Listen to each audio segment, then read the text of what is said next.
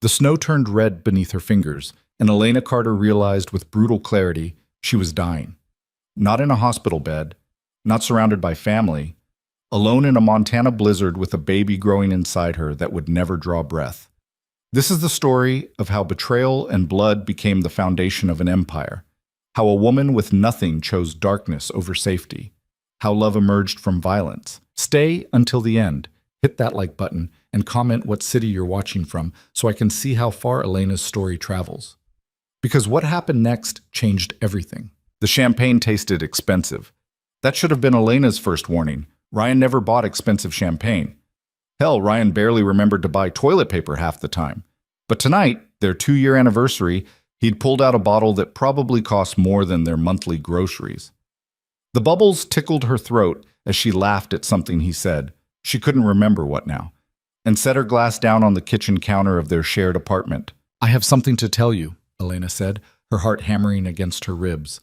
She'd been carrying the secret for 3 days. 3 days of staring at the pregnancy test she'd hidden in her makeup bag, rehearsing different ways to say it. "We're going to have a baby. You're going to be a father. Our family is starting." Each version felt simultaneously too casual and too dramatic. Ryan was scrolling through his phone, barely looking at her. "Ryan." She reached across the counter and touched his hand. "Put the phone down. This is important." He glanced up, irritation flickering across his face before he smoothed it into something approximating attention. That look. She'd been seeing it more often lately, like she was an interruption to something more interesting happening elsewhere. "I'm pregnant." The words hung in the air between them. Elena watched his face, waiting for the smile, the shock, the joy. Anything that matched the cautious hope blooming in her chest, despite everything telling her this wasn't the right time. They weren't ready. The relationship had been rocky for months. Ryan's expression went blank, completely, utterly blank. "What did you say?" "I'm pregnant, 8 weeks. I know we didn't plan this and things have been weird between us, but no." He stood up so fast his chair scraped against the floor. "No, absolutely not." Elena's stomach dropped.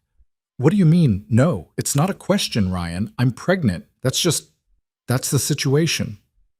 "Then handle it." His voice was cold, clinical, like he was telling her to handle a leaky faucet. "There are clinics. I'll pay for half." The room tilted. Elena gripped the counter to steady herself. "You want me to... You're not even going to think about this?" "Think about what? Us playing house?" "Elena, come on, look at us. We can barely afford this shitty apartment. I'm trying to get the promotion at work. You're still figuring out what you want to do with your degree. A kid right now would ruin everything." "Ruin everything," she repeated slowly. "That's how you see our child. As something that ruins things. Don't put words in my mouth." "I'm using your words." Her voice cracked. "You just said..." "I know what I said." Ryan grabbed his jacket from the back of the chair. "I need to go clear my head. We'll talk about this later when you're being rational." When she was being rational. Like she was the crazy one for thinking the man she'd spent 2 years with might actually want to talk about this instead of running away. "Where are you going?" He didn't answer, just headed for the door. Elena followed him into the living room. "Ryan, don't just leave. We need to figure this out, together. That's what people do when..." "People?"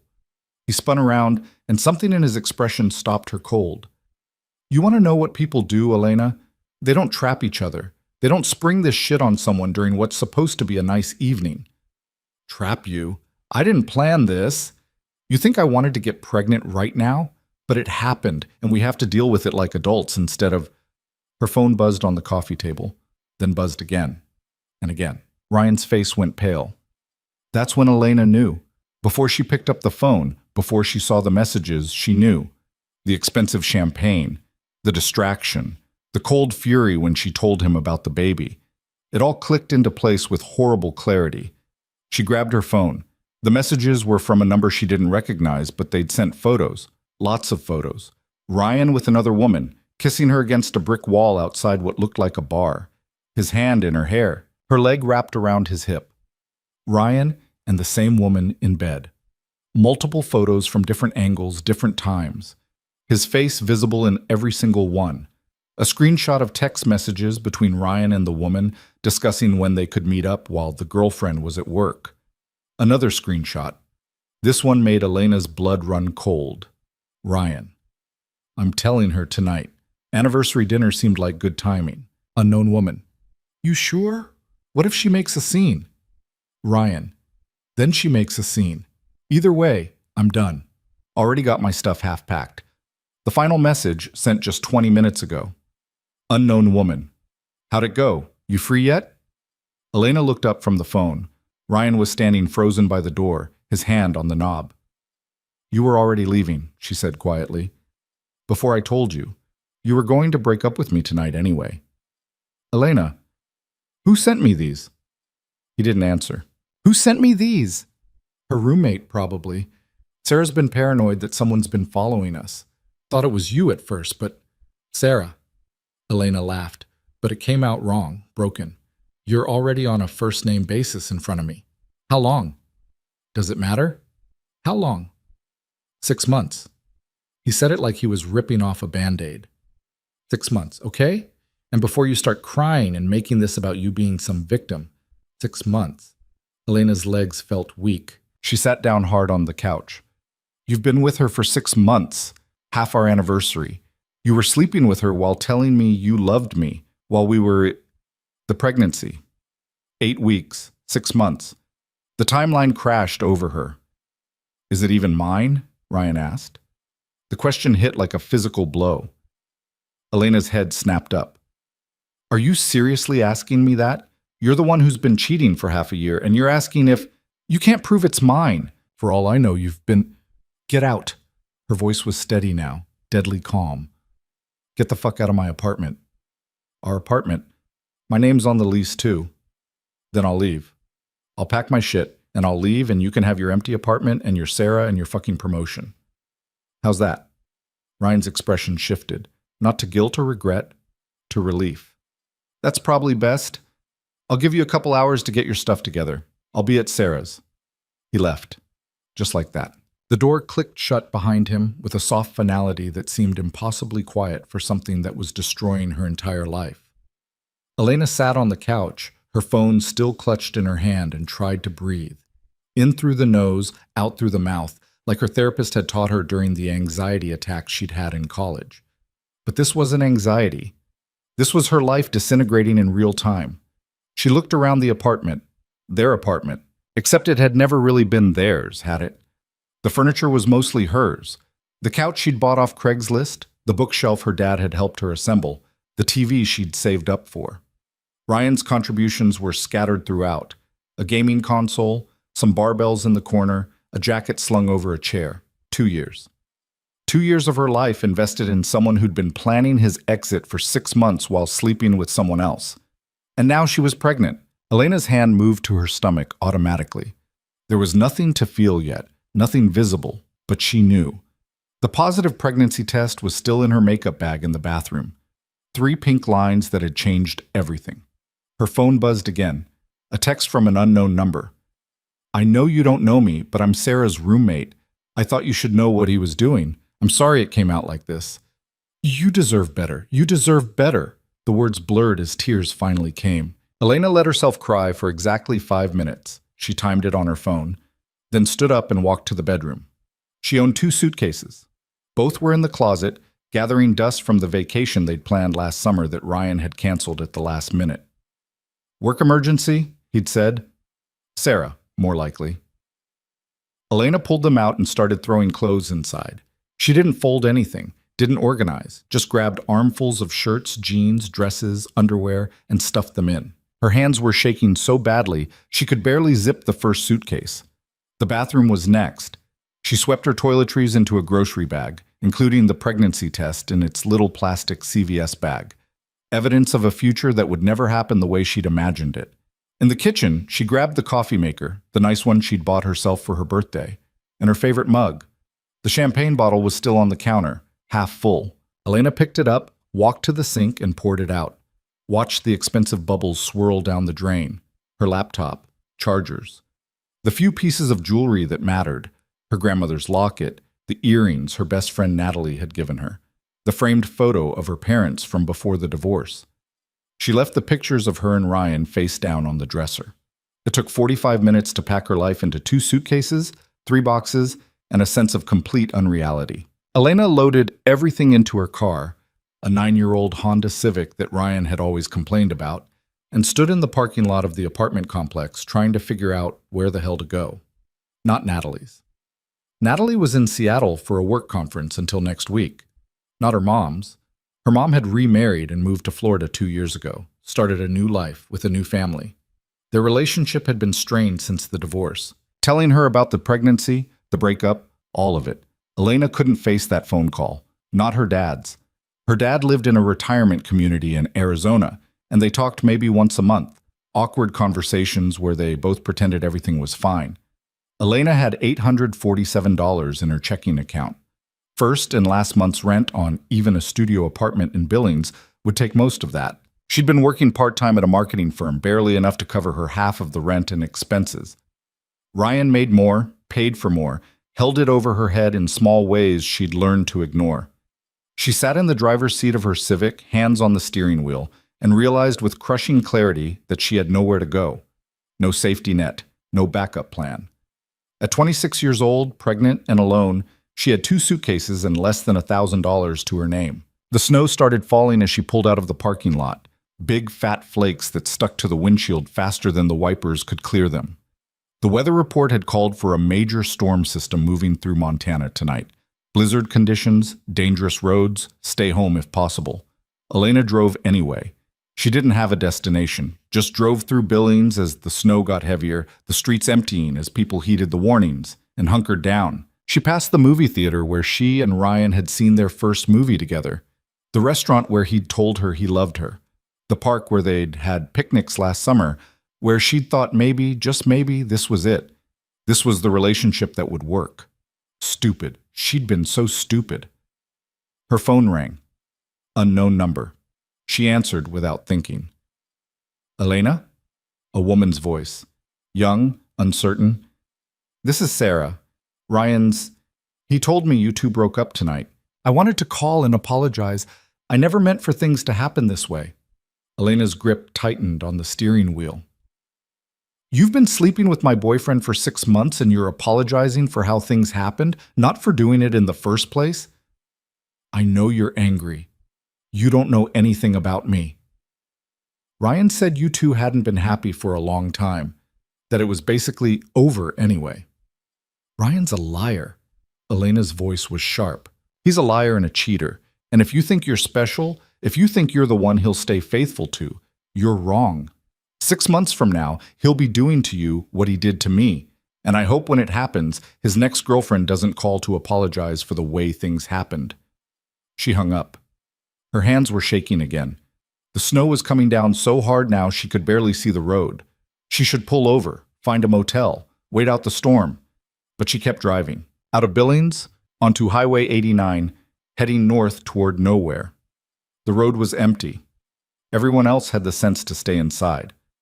Her phone rang again. Ryan this time. She sent it to voicemail. He called back immediately. She declined it. A text came through. We need to talk about the apartment. Don't be dramatic about this. Dramatic. She was pregnant, homeless, and heartbroken, and he was worried about her being dramatic. Another text. Also, you can't just take the coffee maker. We bought that together. Elena pulled over so violently the car fishtailed on the snowy road. She grabbed her phone and typed with shaking fingers. I bought it with my money for my birthday. You gave me a card you bought at a gas station. You get nothing from me. Not the coffee maker, not explanations, nothing. Lose my number. She threw the phone onto the passenger seat and pulled back onto the road, her vision blurred with angry tears. The storm was getting worse. The highway stretched out empty and white, snowdrifts forming along the edges. Elena's headlights cut through the swirling snow, illuminating a world that felt increasingly unreal. She thought about the baby. 8 weeks. Barely the size of a raspberry, according to the pregnancy app she'd downloaded, tiny fingers forming, heart beating, even though she couldn't feel it yet. Ryan had called it handling the situation. Like the baby was a problem to be solved, a clinic visit, a procedure. done and back to normal. Except Elena didn't want normal. Normal was Ryan. Normal was waiting for someone to love her the way she deserved while settling for someone who loved her conditionally. Normal was small dreams and smaller apartments and pretending everything was fine when it wasn't. What did she want? The question surprised her. She'd been so focused on what Ryan wanted, what made sense, what was practical, that she'd forgotten to ask herself. The baby moved, or she imagined it did. Too early for movement, she knew that. But she felt something. A shift. A presence. A future taking shape in the most inconvenient, impossible way. "What the hell are we going to do?" she whispered to her empty car, to the storm, to the tiny cluster of cells that would become her child. The answer didn't come. Just more snow, more empty road, more miles stretching out into the dark. Her gas light came on. Elena glanced at the dashboard. Quarter tank. She should have filled up before leaving Billings, but she hadn't been thinking straight. Hadn't been thinking at all, really. Just running. The next town was... She wasn't sure. She'd been driving for over an hour, maybe longer. Time felt strange. The road signs were buried in snow, unreadable. Her phone rang again. Not Ryan this time. Her mom. Elena stared at the screen, torn. She hadn't talked to her mom in 3 weeks. Their last conversation had been stilted, formal. "How's work?" "Fine." "How's the weather?" "Cold." "How's Ryan?" "He's good." All lies. Work was unfulfilling. The weather was miserable. Ryan was a cheating piece of shit. She let it go to voicemail. Couldn't handle that conversation right now. Couldn't handle the "I told you so's," the judgment, the suggestion that she move to Florida and start over under her mother's watchful, disappointed eye. The car hit a patch of black ice. For a moment, everything went weightless. The steering wheel spun uselessly in Elena's hands as the Civic started sliding sideways. She pumped the brakes. Wrong move. Some distant part of her brain knew that. And the car spun faster. Headlights. Coming toward her. Another vehicle on the road. Elena jerked the wheel, overcorrecting. The car fishtailed the other direction. The headlights passed, horn blaring. Then there was just snow and darkness, and the sickening sensation of losing control. The Civic left the road. Elena felt the moment it happened. The transition from pavement to shoulder to ditch. The car tipped, sliding down an embankment she couldn't see. Trees loomed up in the headlights. She threw her arms up instinctively, useless protection against the impact she knew was coming. The car hit something, hard. The airbag deployed, slamming into Elena's chest and face. Pain exploded through her nose, her ribs. The seatbelt locked tight, cutting into her shoulder. The sound of crunching metal filled her ears. Then silence. Elena sat in the wreckage, ears ringing, tasting blood. The airbag was deflating slowly, revealing the spiderweb cracks across the windshield. The engine was still running, making a grinding noise that didn't sound good. Steam or smoke, she couldn't tell which, rose from the crumpled hood. She tried to move. Pain shot through her left side, sharp enough to make her gasp. Her hands went to her stomach automatically, protective. "No," she whispered. "Please, no." Blood. There was blood on her jeans. Not a lot, but enough. Dark against the denim. Elena's hands shook as she touched it, trying to tell where it was coming from. Her head? Her face was wet with something. She touched her nose gingerly and felt the sharp sting of broken cartilage. Okay. Nosebleed. That was the blood on her face. But her jeans. The blood on her jeans was lower, wrong place, wrong kind of bleeding. "No, no, no." Elena fumbled for her seatbelt, but the release button was stuck. She yanked at it, panic rising. The grinding noise from the engine was getting louder. Smoke, definitely smoke now, was filling the car. She needed to get out, needed help, needed a hospital. Her phone, where was her phone? Elena looked around frantically. The passenger seat was empty except for... there, on the floor. Screen cracked but still glowing. She couldn't reach it. The seatbelt held her pinned, and leaning forward sent fresh waves of pain through her ribs. She tried the release again, pushing and pulling, but it wouldn't budge. The smoke was getting thicker. Elena coughed, eyes burning. The car was tilted at a steep angle, nose down in the ditch. She couldn't see the road from here, couldn't see anything except trees and snow and darkness. How far had she slid? How far from the highway? She tried screaming for help, but her voice came out weak, broken by coughing. Nobody would hear her. She was miles from anywhere, in the middle of a blizzard, trapped in a wrecked car. Trapped. The word echoed in her head. Ryan had accused her of trapping him. Now she was literally trapped, bleeding, possibly dying. The baby... She couldn't think about the baby. If she thought about the baby, she'd lose it. Whatever fragile control she had left would shatter. Elena reached for the phone again, stretching until her ribs screamed in protest. Her fingers brushed the edge of it. Almost. Almost. The car shifted. A grinding noise, then a lurch as the Civic slid a few more inches down the embankment. Elena's phone slid with it, disappearing into the darkness under the passenger seat. Fuck! She slammed her fist against the steering wheel. The horn bleated weakly. Think. She needed to think. The seatbelt. There had to be a way to cut it, or release it, or... Her keys, still in the ignition.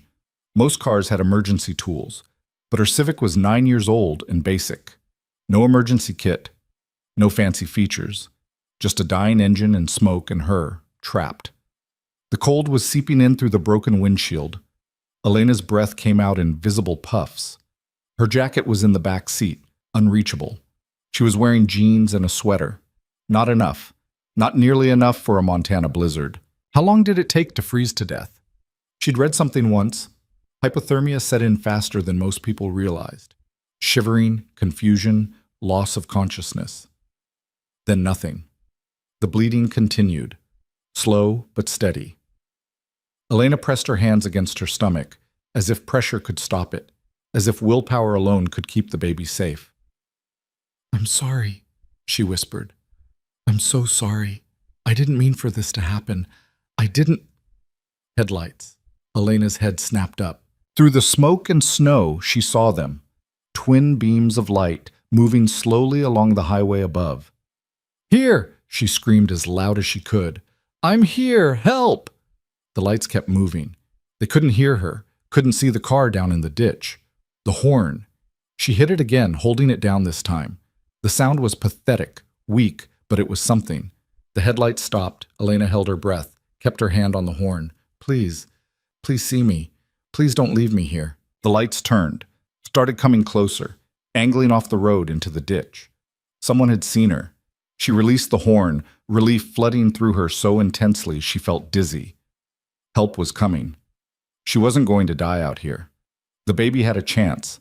The vehicle, it looked like an SUV, big and black, stopped about 20 feet away. The headlights illuminated Elena's wrecked Civic, making the smoke glow. A door opened. Someone got out. A man, tall, wearing a heavy coat. He moved toward the car with steady, purposeful steps that didn't slip on the snow. "Hello?" Elena called out. "I'm stuck. The seatbelt—" The man appeared at her driver's side window, and Elena's words died. He was... striking wasn't the right word. Dangerous, maybe. Sharp cheekbones, dark eyes that seemed to take in everything about the situation in a single glance. Late 30s, maybe 40. The kind of face that made you instinctively cautious. "Are you injured?" His voice was calm, controlled. Accent there, Italian, she thought. "Yes, I think there's blood. And I'm pregnant. 8 weeks. I need to get to a hospital." He nodded once, then examined the door. Jammed. "Hold still." He went back to his SUV and returned with a tool she didn't recognize, some kind of pry bar. He wedged it into the door frame and pulled. Metal groaned. The door popped open with a shriek of protesting hinges. The man leaned in and produced a knife from his pocket. Elena flinched. "The seatbelt," he said, already cutting through the strap. "Don't move." The belt released. Elena gasped as the pressure came off her chest. The man's hands were surprisingly gentle as he helped her shift in the seat, assessing her injuries. "Can you walk?" "I don't know. My side—" "Ribs, most likely. I'm going to carry you. This will hurt." Before Elena could protest, he slid one arm under her knees and the other around her back. He lifted her out of the wreckage like she weighed nothing, and he was right. It hurt like hell. Elena bit down on her lip to keep from crying out. The man carried her to his SUV, not the passenger seat, but the back, where he'd already laid down what looked like a medical blanket. He set her down carefully. "Your phone?" he asked.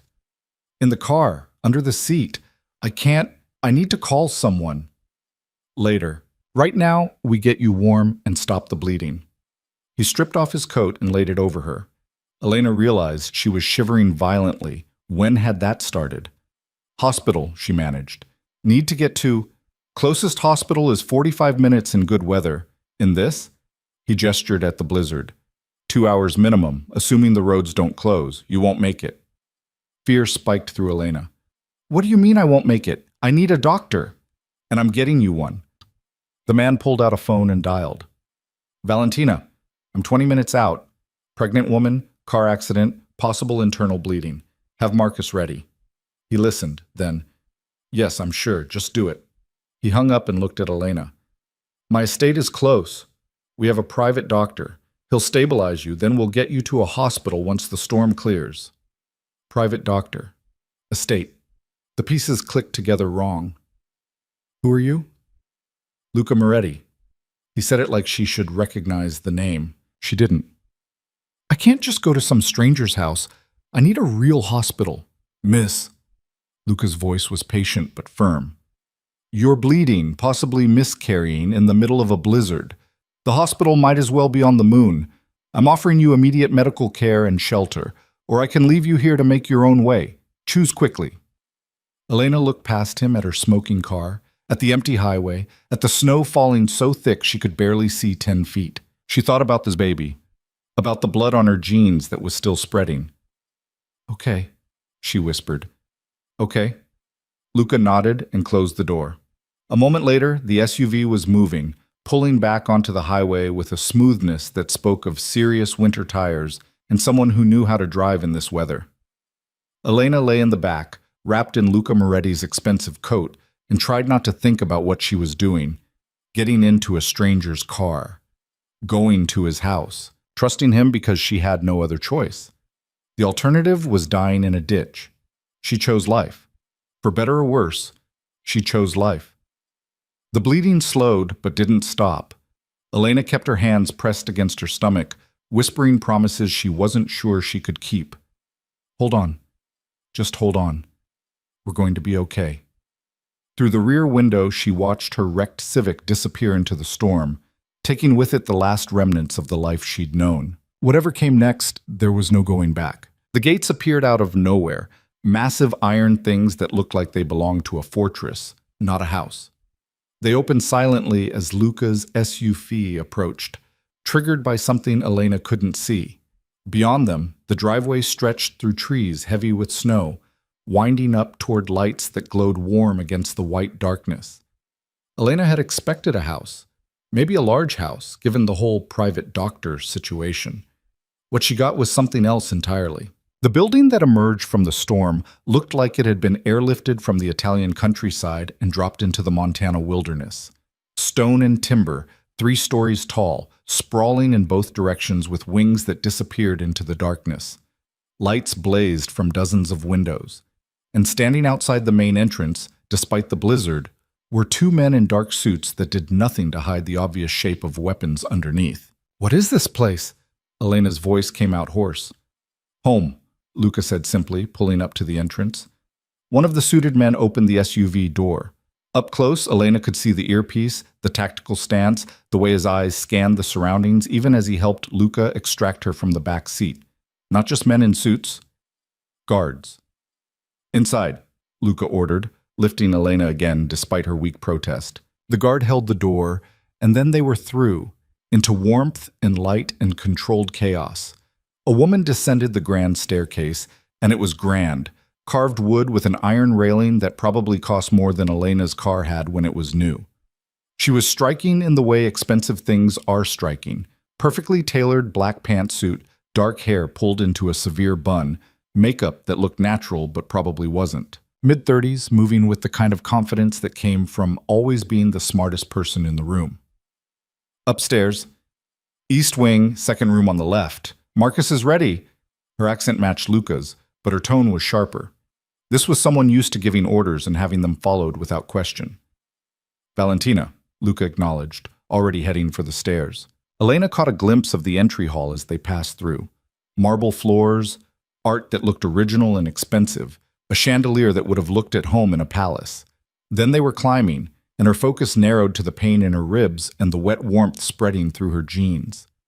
The room Luca carried her into had been converted into something close to a hospital suite. Medical equipment Elena didn't recognize. Monitors, a bed with rails, and a man in his 60s wearing scrubs despite looking like he should be retired on a beach somewhere. On the bed, the doctor, Marcus presumably, directed. His accent was different. American, East Coast maybe. Carefully. Good. Luca set her down and stepped back. Elena found herself lying on crisp white sheets, staring up at ceiling tiles that had been installed specifically for this room, while a stranger pulled on latex gloves and approached with a professional detachment that was somehow comforting. I'm Dr. Marcus Hayes. I'm going to examine you. The bleeding, when did it start? After the crash, maybe 20 minutes ago? I don't know. Time got weird. It does in accidents.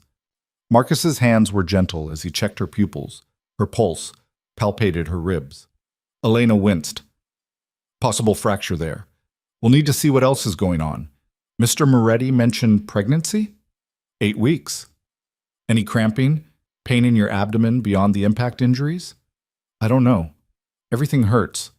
That's normal. We're going to do an ultrasound, check the baby, see where this bleeding is coming from. Miss Carter. Elena Carter.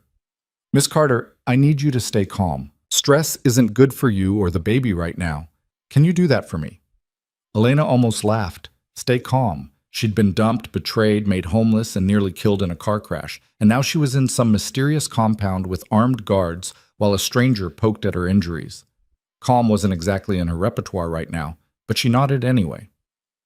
Valentina appeared in the doorway, tablet in hand.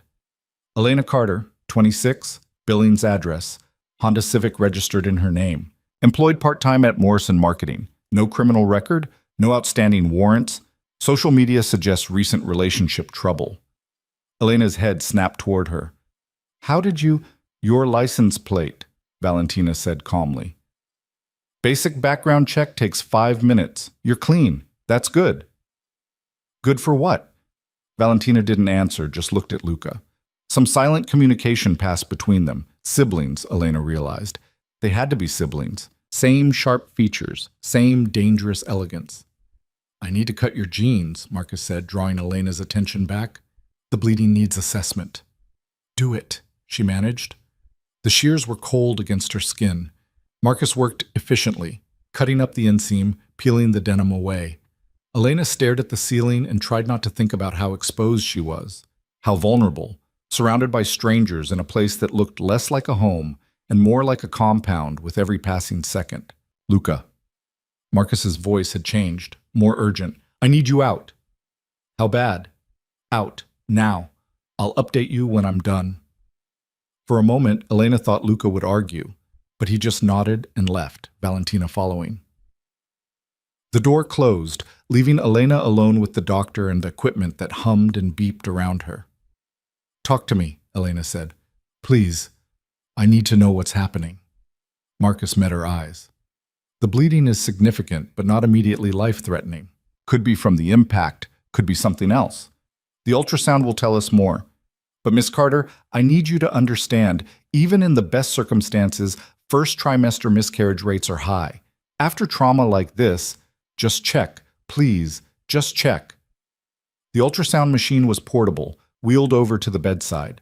Marcus squeezed gel onto her abdomen, cold, clinical, and pressed the transducer against her skin. The monitor came to life with grainy black and white images that meant nothing to Elena's untrained eye. Marcus was quiet, moving the wand, pressing different angles, his expression unreadable. Is there? Elena started. There. Marcus turned the monitor toward her and pointed to something on the screen. That flutter. See it? Elena squinted. There. A tiny pulse. Rapid, like a hummingbird. Heartbeat, Marcus said. Strong. 158 beats per minute. That's good, Miss Carter. That's very good. The relief hit so hard, Elena felt dizzy. The baby's okay? For now. But you have a subchorionic hematoma, bleeding between the uterine wall and the gestational sac. It's causing the bleeding you're experiencing. Some resolve on their own, some don't.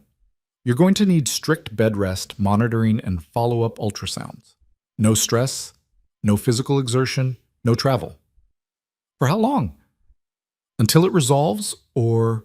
Marcus didn't finish the sentence. He didn't have to. What about my ribs?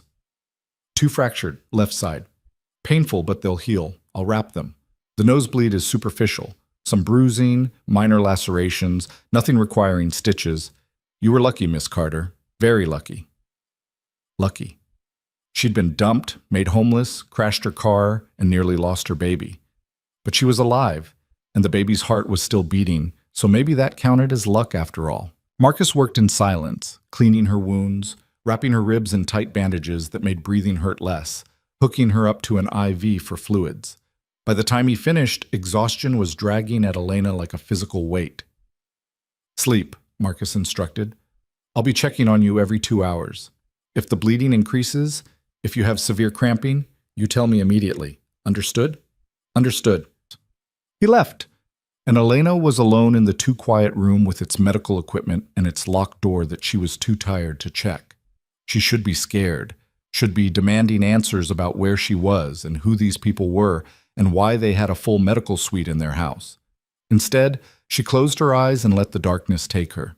She woke to voices, low, intense, speaking Italian. Elena kept her eyes closed and listened, trying to parse meaning from tone, since the words themselves were useless to her. Luca's voice, calm but edged with something sharp. Valentina responding, her tone clipped. An argument, maybe. Or just a very intense discussion. Then English, we don't know anything about her, Luca. She was dying in a ditch. So you bring her here? To the estate. With everything happening with the Baldinis, you bring a stranger into... She's not a threat. You don't know that. Valentina's voice was closer now, right outside the door. Her story checks out, yes. But that doesn't mean she wasn't sent. Doesn't mean she's not working for... She's pregnant, hurt, and her boyfriend just kicked her out. She's not an operative, Val. She's a woman who needed help. Your savior complex is going to get us all killed one day. My savior complex has kept this family alive more times than... The door opened. Elena kept her eyes closed, her breathing steady, feigning sleep. Footsteps approached the bed. Then Luca's voice, quieter. She's been through enough without adding paranoia to it. I'm not paranoid. I'm practical. We keep her until the storm clears. Marcus confirms she's stable. Then we send her on her way. Clean break. No entanglements. Agreed. The footsteps retreated. The door closed. Elena opened her eyes and stared at the ceiling, processing. Baldini's. The name meant nothing to her, but the way Valentina had said it, like a threat, like danger, meant everything. These weren't just wealthy people with security concerns. This was something else. She should leave as soon as possible, get to an actual hospital, figure out her life, get as far away from Luca Moretti and his armed guards and his sister's suspicions as geography allowed. But when she tried to sit up, pain lanced through her ribs and the room spun. Elena lay back down, breathing carefully, and accepted the reality. She wasn't going anywhere for a while. The next time she woke, it was to Valentina standing at the foot of her bed, tablet in hand, watching her with the analytical gaze of someone conducting an experiment. You're awake, Valentina said. Not a question. Elena pushed herself up carefully, wincing. How long was I out? 6 hours. Marcus checked on you twice. The bleeding has slowed. Your vital signs are stable.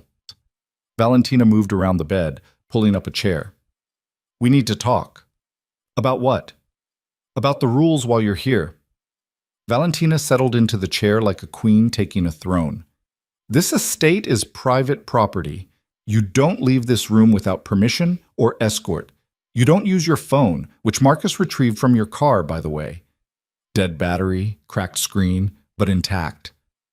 You don't ask questions about our family or our business. You don't discuss anything you see or hear here with anyone, now or after you leave. In exchange, you receive medical care, shelter, and meals until you're well enough to travel. Do we understand each other? Elena stared at her. You make it sound like I'm a prisoner. You're a guest with restrictions. There's a difference. Is there? Valentina's expression didn't change. Miss Carter, my brother brought you here out of kindness. I'm allowing you to stay out of pragmatism. Turning you out in a blizzard would be both cruel and attract unwanted attention. But make no mistake, you are in our home, subject to our rules. If that's unacceptable, the door is there. The hospital is 40 miles south. I'm sure you'll manage. The challenge hung in the air between them. Elena thought about her fractured ribs, her bleeding that could start again any moment, the baby whose heartbeat was the only thing keeping her anchored right now. I understand, she said quietly. Good. Valentina stood. Your phone will be returned when you leave. In the meantime, if you need anything, press the call button. Someone will come. Who are you people? Valentina paused at the door. People who value privacy. Remember that. She left, and Elena was alone again with questions multiplying like viruses in her head.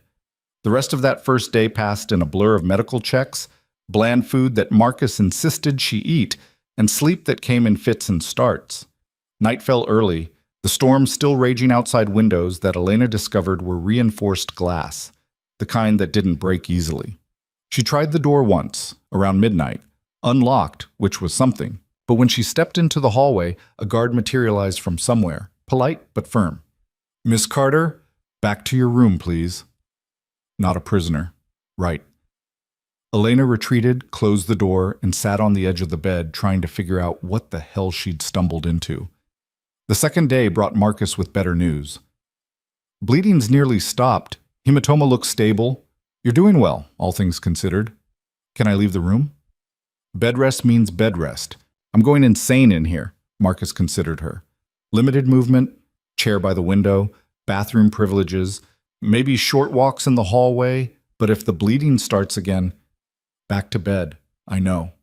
He helped her to the chair, unnecessary, but he insisted, and opened the curtains.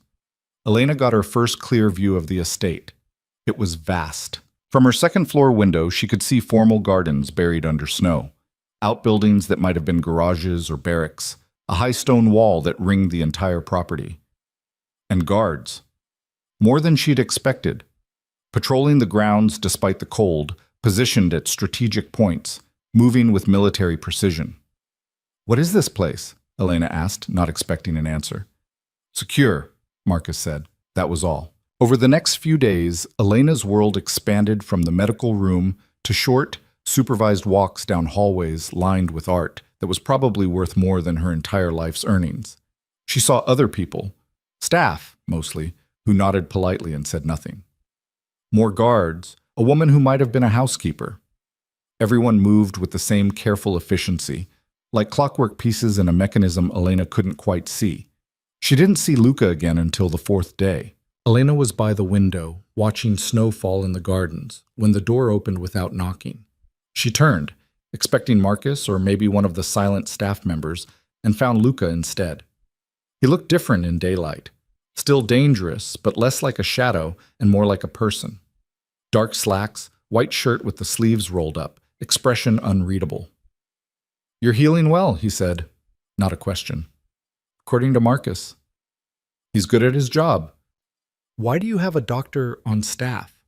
The question came out before Elena could stop it. No, forget I asked. Not my business. Luca moved into the room, not quite approaching, but no longer maintaining distance. My father had a heart condition. Marcus lived here full-time for the last 3 years of his life. When my father passed, Marcus stayed. We have uses for his skills.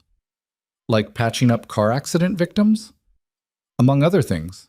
Elena watched him, trying to read what was under the surface. Your sister thinks I'm a spy or something. Valentina thinks everyone is a spy. It's kept us alive. Alive from what? Luca's expression didn't change, but something shifted in his eyes. You should rest, Miss Carter. It's Elena. And I've been resting for 4 days. I'm going crazy. I don't have my phone. I don't know what's happening in the outside world. And everyone here looks at me like I'm either a bomb or an idiot. So excuse me if I want 5 minutes of actual conversation. For a long moment, Luca just looked at her. Then, surprisingly, he pulled up the chair Marcus had positioned by the window and sat. What do you want to know? Everything, Elena thought. Who you are, why you have armed guards, what the hell I've walked into. but she started smaller. The estate? How long have you lived here? My family built it 20 years ago. I've lived here most of my adult life. And your sister? Valentina manages operations. She's protective. Of you or the property? Both. Elena shifted in her chair, trying to find a position where her ribs didn't scream. What kind of operations? Various business interests. That's not an answer. It's the only one you're getting. Fair enough. Elena changed tactics. The storm. Has it cleared? This morning, roads are still bad but passable. So I can leave. Luca met her eyes. Marcus says you need at least another week of monitored rest. The hematoma could worsen with stress or exertion. Traveling now would be inadvisable. And if I want to risk it, then you're free to go. But there's nowhere for you to go, is there, Elena? The use of her first name caught her off guard. So did the accuracy of his statement. Elena looked away, back to the snow-covered gardens. No, there isn't. What happened before the accident? She shouldn't tell him. Shouldn't share personal information with a stranger who kept her phone confiscated and had guards with guns patrolling his property. But the words came anyway, maybe because she'd been alone with them for days and they needed somewhere to go. My boyfriend cheated on me for 6 months. I found out the same night I told him I was pregnant. He kicked me out. I packed my things, started driving, and crashed. Elena's laugh was bitter. Shortest disaster story ever told. The father. He doesn't want the child? He wanted me to handle it, like it's a problem that can be fixed with a clinic visit and a Visa card. Luca was quiet for a moment. And you, what do you want? Nobody had asked her that. Not Ryan, not her mother in the strained phone conversation she'd had before the crash, not even herself in the spiral of panic and decision-making. What did she want? To keep my baby alive, Elena said. Everything else, I'll figure it out. That's not nothing. It's not enough either. I have $800, no job lined up that will hire someone pregnant, no home, no support system. I'm supposed to be on bed rest, but I need to work. I need to find a place to live. I need to... She stopped, the impossibility of it all crashing over her again. I need to figure out how to do the impossible. Impossible is subjective. Easy to say when you have an estate and armed guards and a private doctor. Luca smiled slightly. Fair point. He stood. Rest, Elena. You have time to figure things out. Do I? But he was already at the door. He paused, hand on the knob. Valentina will check on you tomorrow. She's thorough. Try not to take it personally. Then he was gone, leaving Elena with more questions than answers and the uncomfortable realization that she'd just shared her entire sob story with a man she knew nothing about. Valentina's check-in the next morning was exactly as uncomfortable as promised. She arrived with coffee, real coffee, not the decaf Marcus had been forcing on Elena, and a legal pad full of notes. You're being discharged for medical supervision today, Valentina announced, settling into the chair Luca had occupied yesterday. Marcus says you're stable enough to move around normally with restrictions. No heavy lifting, no stress, follow-up ultrasound in a week. Great. So I can leave. You can. Should you? Valentina sipped her coffee, watching Elena over the rim. Let me paint you a picture, Miss Carter. You leave here with nowhere to go. You find a motel, cheap because your funds are limited. You look for work while obviously pregnant. Even if you land something, it won't pay enough for rent, utilities, medical care, and food. The hematoma complicates things. You need monitoring, can't afford regular doctor visits without insurance. Stress makes it worse. Stress is inevitable when you're broke and homeless. Each word landed like a punch. What's your point? My point is that leaving right now is stupid. Understandable, given you don't know us and have every reason to be suspicious, but stupid nonetheless. So, what are you suggesting? Valentina set down her coffee cup with precise care. Stay. 2 weeks. Consider it a recovery period. Marcus can monitor you properly. You'll have time to make actual plans instead of panic decisions. And when you leave, you'll be in better shape, literally and figuratively, to handle what comes next. Why would you do that? I wouldn't. But Luca has decided you're his responsibility now, and arguing with him when he's made up his mind is exhausting. Valentina's expression was dry. Consider this enlightened self-interest. 2 weeks? You recover fully, we ensure you're not a threat, everyone wins. I'm not a threat. So you keep saying, prove it. Elena wanted to argue, to throw the offer back in Valentina's perfectly composed face and storm out. But she thought about motels with bedbugs, about job applications that would go nowhere, about the constant anxiety of not knowing where her next meal would come from or if she could afford prenatal vitamins. Pride was a luxury she couldn't afford right now. 2 weeks, Elena said. Then I'm gone. Excellent. I'll have your things moved to one of the guest suites. More comfortable than this medical room. And Elena? Valentina stood, smoothing her already perfect suit. Stay out of the West Wing. That's private. The guest suite was 3 times the size of the apartment she'd shared with Ryan. Bedroom, sitting room, private bathroom with a tub that could fit 3 people, windows that overlooked the gardens, art on the walls that looked expensive and probably was, a closet already stocked with clothes in her size. How Valentina had managed that, Elena didn't want to know. She stood in the middle of it all, feeling completely out of place. A knock at the door. Elena opened it to find a young woman, maybe 25, holding a tray. Lunch, the woman said with a slight accent, Eastern European maybe. I'm Anya. I help with the household. If you need anything, you press this. She indicated a small panel by the door. Someone will come. Thank you. Anya set the tray on the sitting room table and hesitated. It's good you're staying. Mr. Moretti, he doesn't bring people here. Must mean he trusts you. Before Elena could respond to that confusing statement, Anya was gone. The lunch was better than hospital food. Actual seasoning, fresh bread, fruit that tasted like it hadn't been sitting in a warehouse for weeks. Elena ate mechanically, her mind turning over the situation. 2 weeks. She'd agreed to 2 weeks in a place that felt less like a home and more like a fortress, with people who had secrets in every shadow and guns in every corner, because the alternative was being broke and alone and desperate. She hated that they were right, hated that she needed this. But she ate the good food and took a bath in the massive tub and slept in sheets with a thread count she couldn't even estimate because she wasn't stupid enough to reject comfort when it was offered. Even if it came with armed guards and locked doors and a family that was clearly hiding something dark. The question was whether she'd figure out what that something was before her 2 weeks were up, or whether she even wanted to know. Elena discovered the library on her 3rd day in the guest suite. She'd been wandering the allowed sections of the estate, mainly the east wing and portions of the main floor, trying to burn off restless energy without aggravating her ribs. Most doors were locked, or led to rooms clearly off limits based on the guards posted nearby. But one door, tucked between a sitting room and what looked like a formal dining hall, opened easily. The smell hit her first. Old books, leather, wood polish. The kind of smell that belonged in universities and antique shops, not someone's private home. The library stretched 2 stories high, floor-to-ceiling shelves connected by a rolling ladder. Windows along one wall let in pale winter light that caught dust motes drifting through the air. Elena stepped inside and immediately felt like she was trespassing. You read Italian? She spun. Luca was standing in a corner she hadn't noticed, holding a book with a dark cover. He'd appeared without sound, and Elena's heart was hammering from the surprise. Jesus, you could announce yourself. I was here first. He set the book down on a massive desk that dominated the center of the room. This is technically the West Wing. You're not supposed to be here. The door was unlocked. That doesn't mean it was an invitation. Elena backed toward the doorway. Sorry, I'll go.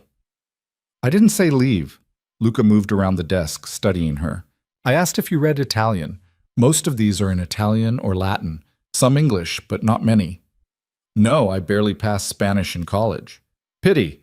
There's a first edition Dante on the 3rd shelf that's worth seeing even if you can't read it. He gestured to a chair near the windows. Sit. You look like you're about to bolt. Your sister said to stay out of the West Wing. Valentina says a lot of things. Sit.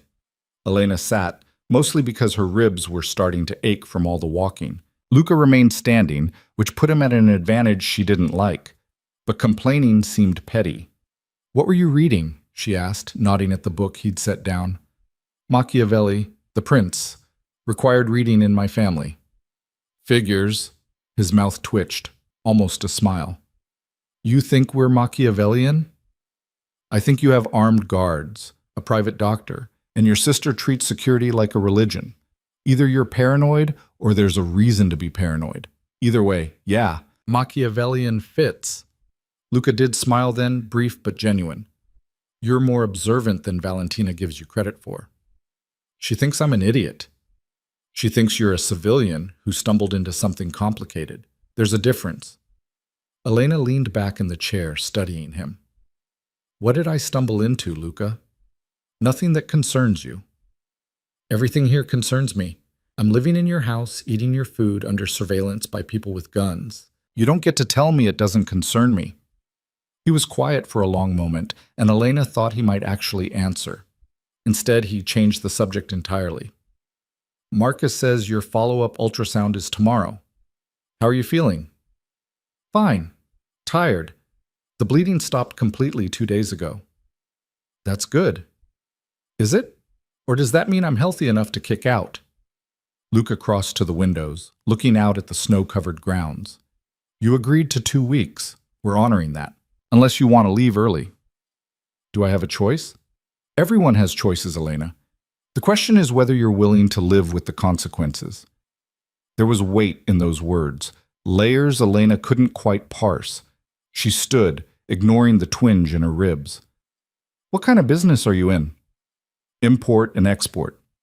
That's bullshit. He turned from the window, expression unreadable. Careful. Or what? You'll have one of your guards escort me out? Fine, do it. Because I'm tired of the non-answers and the secrets and pretending this is all normal. Elena moved closer, anger overriding caution. You want me to stay 2 weeks? Then give me something real. One honest answer. What are you involved in that requires this level of security? Luca's eyes narrowed. For a second, Elena thought she'd pushed too far.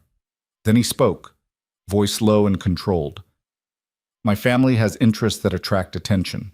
Some of that attention is hostile. The security is necessary. That's all you need to know. That's not an answer. It's the only one you're getting. And Elena? He stepped closer, close enough that she had to tilt her head back to maintain eye contact. Stop pushing. You're here as a guest, recovering from an accident. That's the extent of our arrangement. Don't make me regret helping you. The threat was subtle, but unmistakable. Elena held his gaze, refusing to back down even as every instinct screamed at her to retreat. Fine. But when my 2 weeks are up, I'm gone. And I don't care how bad the roads are or what Marcus says about bed rest. I'll take my chances out there over staying somewhere I'm treated like a prisoner. She left before he could respond, her hands shaking with adrenaline and fury she couldn't quite name. That night, Elena couldn't sleep. She lay in the massive bed, staring at the ceiling, replaying the library confrontation. Luca's expression when she'd challenged him, the way he'd stepped close, using his size to intimidate, the careful non-answers that revealed nothing and everything at once. Import and export. Right. And she was the Easter Bunny. Around 2 in the morning, she gave up on sleep and went to the window. The estate grounds were lit by strategic floodlights that turned the snow blue-white. She could see guards making rounds, their breath visible in the cold air. One of them stopped, speaking into a radio, then moved toward the main gate. A car was approaching. Black SUV, similar to the one Luca had used to rescue her. It pulled through the gate and parked near a side entrance Elena hadn't noticed before. 3 men got out, all wearing dark suits despite the hour. One was bleeding. She could see the dark stain on his shirt even from this distance. They went inside quickly. Minutes later, lights came on in what Elena guessed was the medical wing. Marcus appeared, moving fast, followed by Luca and Valentina. Whatever import and export business the Morettis ran, it apparently involved injuries that required off-the-books medical care at 2 in the morning. Elena backed away from the window, her heart racing. She should go back to bed, pretend she hadn't seen anything, keep her head down and count the days until she could leave. Instead, she grabbed her robe and slipped into the hallway. The estate was different at night, quieter, but with an undercurrent of tension that made the hair on Elena's neck stand up. She moved carefully, avoiding the main staircases where guards were likely posted. There had to be a back way down, servants' stairs or something. She found them tucked behind a door she'd assumed was a closet. Narrow, wooden, definitely not meant for guests. Elena descended slowly, her ribs protesting with each step. At the bottom was another door, slightly ajar. Voices filtered through. Complete disaster. I told you the Baldini meeting was a setup. Valentina, her voice sharp with anger. We didn't have a choice. Luca, calmer but strained. If we hadn't shown up, it would have been seen as weakness. And showing up got 3 of our men shot, one critically. Was that a better show of strength? Marco will survive. Marcus is good. That's not the point. Elena eased closer to the door, trying to see through the gap. She could make out part of the room, looked like an office, maps on one wall, a large desk covered in papers. Luca was pacing, visible in profile. Valentina stood with her arms crossed, fury radiating from every line of her body. The Baldinis are escalating, Luca said. This attack was a message. They want war. Then we give them war. Hit them hard, take out their operations in Billings and Great Falls, send a clear signal and start a bloodbath that draws federal attention? We're not doing that. So what? We just absorb the hits? Let them think we're weak?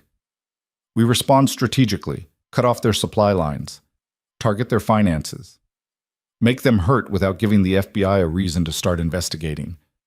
Elena's hand slipped on the doorframe. The slight sound was enough. Luca's head snapped toward the door. Someone's there. Shit.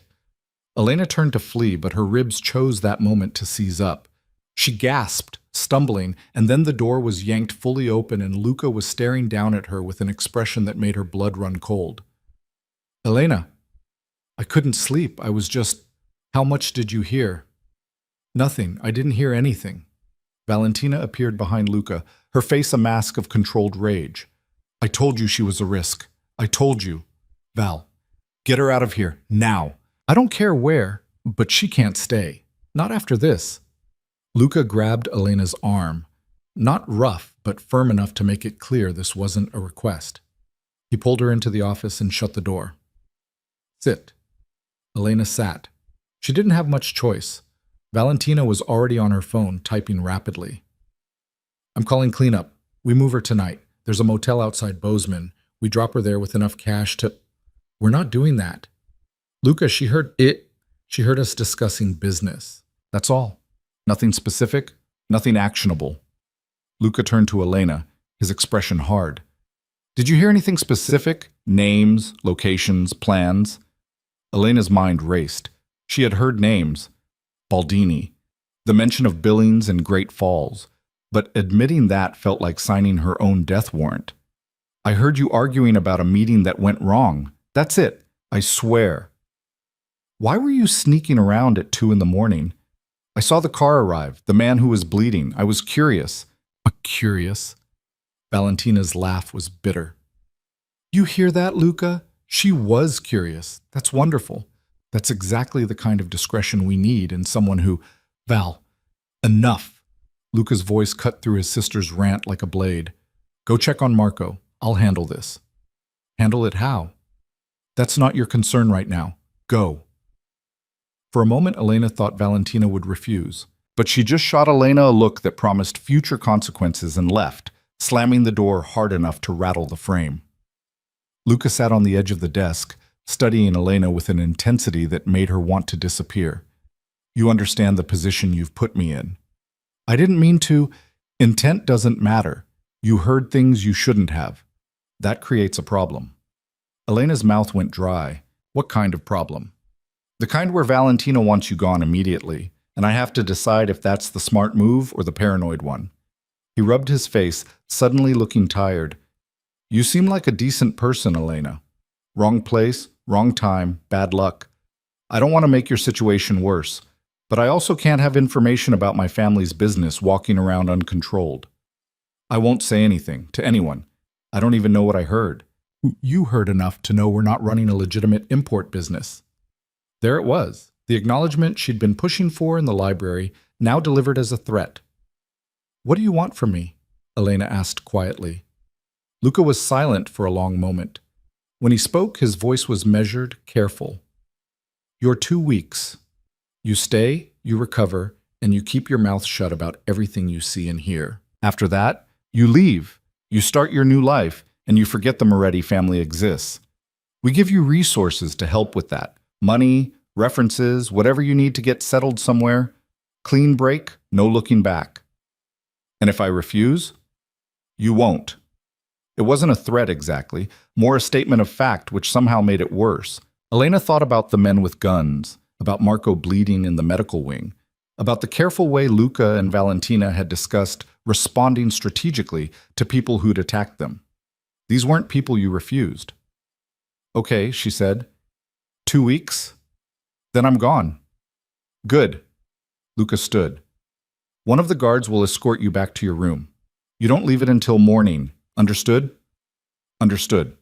He opened the door and gestured to someone Elena couldn't see. A guard appeared, not one she recognized, and Luca spoke to him in Italian. The guard nodded and indicated Elena should follow. She did, walking back through the silent estate with her mind spinning. What had she gotten herself into? What kind of family needed this level of security, had meetings that ended in gunfire, discussed federal investigations like they were a real threat? The guard deposited her at her suite and positioned himself outside the door, not watching her exactly, just making sure she stayed put. Elena locked herself inside and sat on the bed, shaking. She needed to leave. Now. Tonight. Grab what little she had and run. But where would she go? She had no phone, no car, no money of her own. The roads were dangerous, the night was freezing, and she was pregnant with a condition that could turn fatal with stress or exertion. She was trapped, not by locked doors or armed guards, but by circumstance and her own desperation. And the worst part? She wasn't even sure Luca was the villain in this scenario. He'd saved her life, given her shelter, provided medical care. The fact that he was involved in something criminal didn't change that he'd helped her when no one else would. Elena lay down, pulled the expensive covers over her head, and tried not to think about what morning would bring.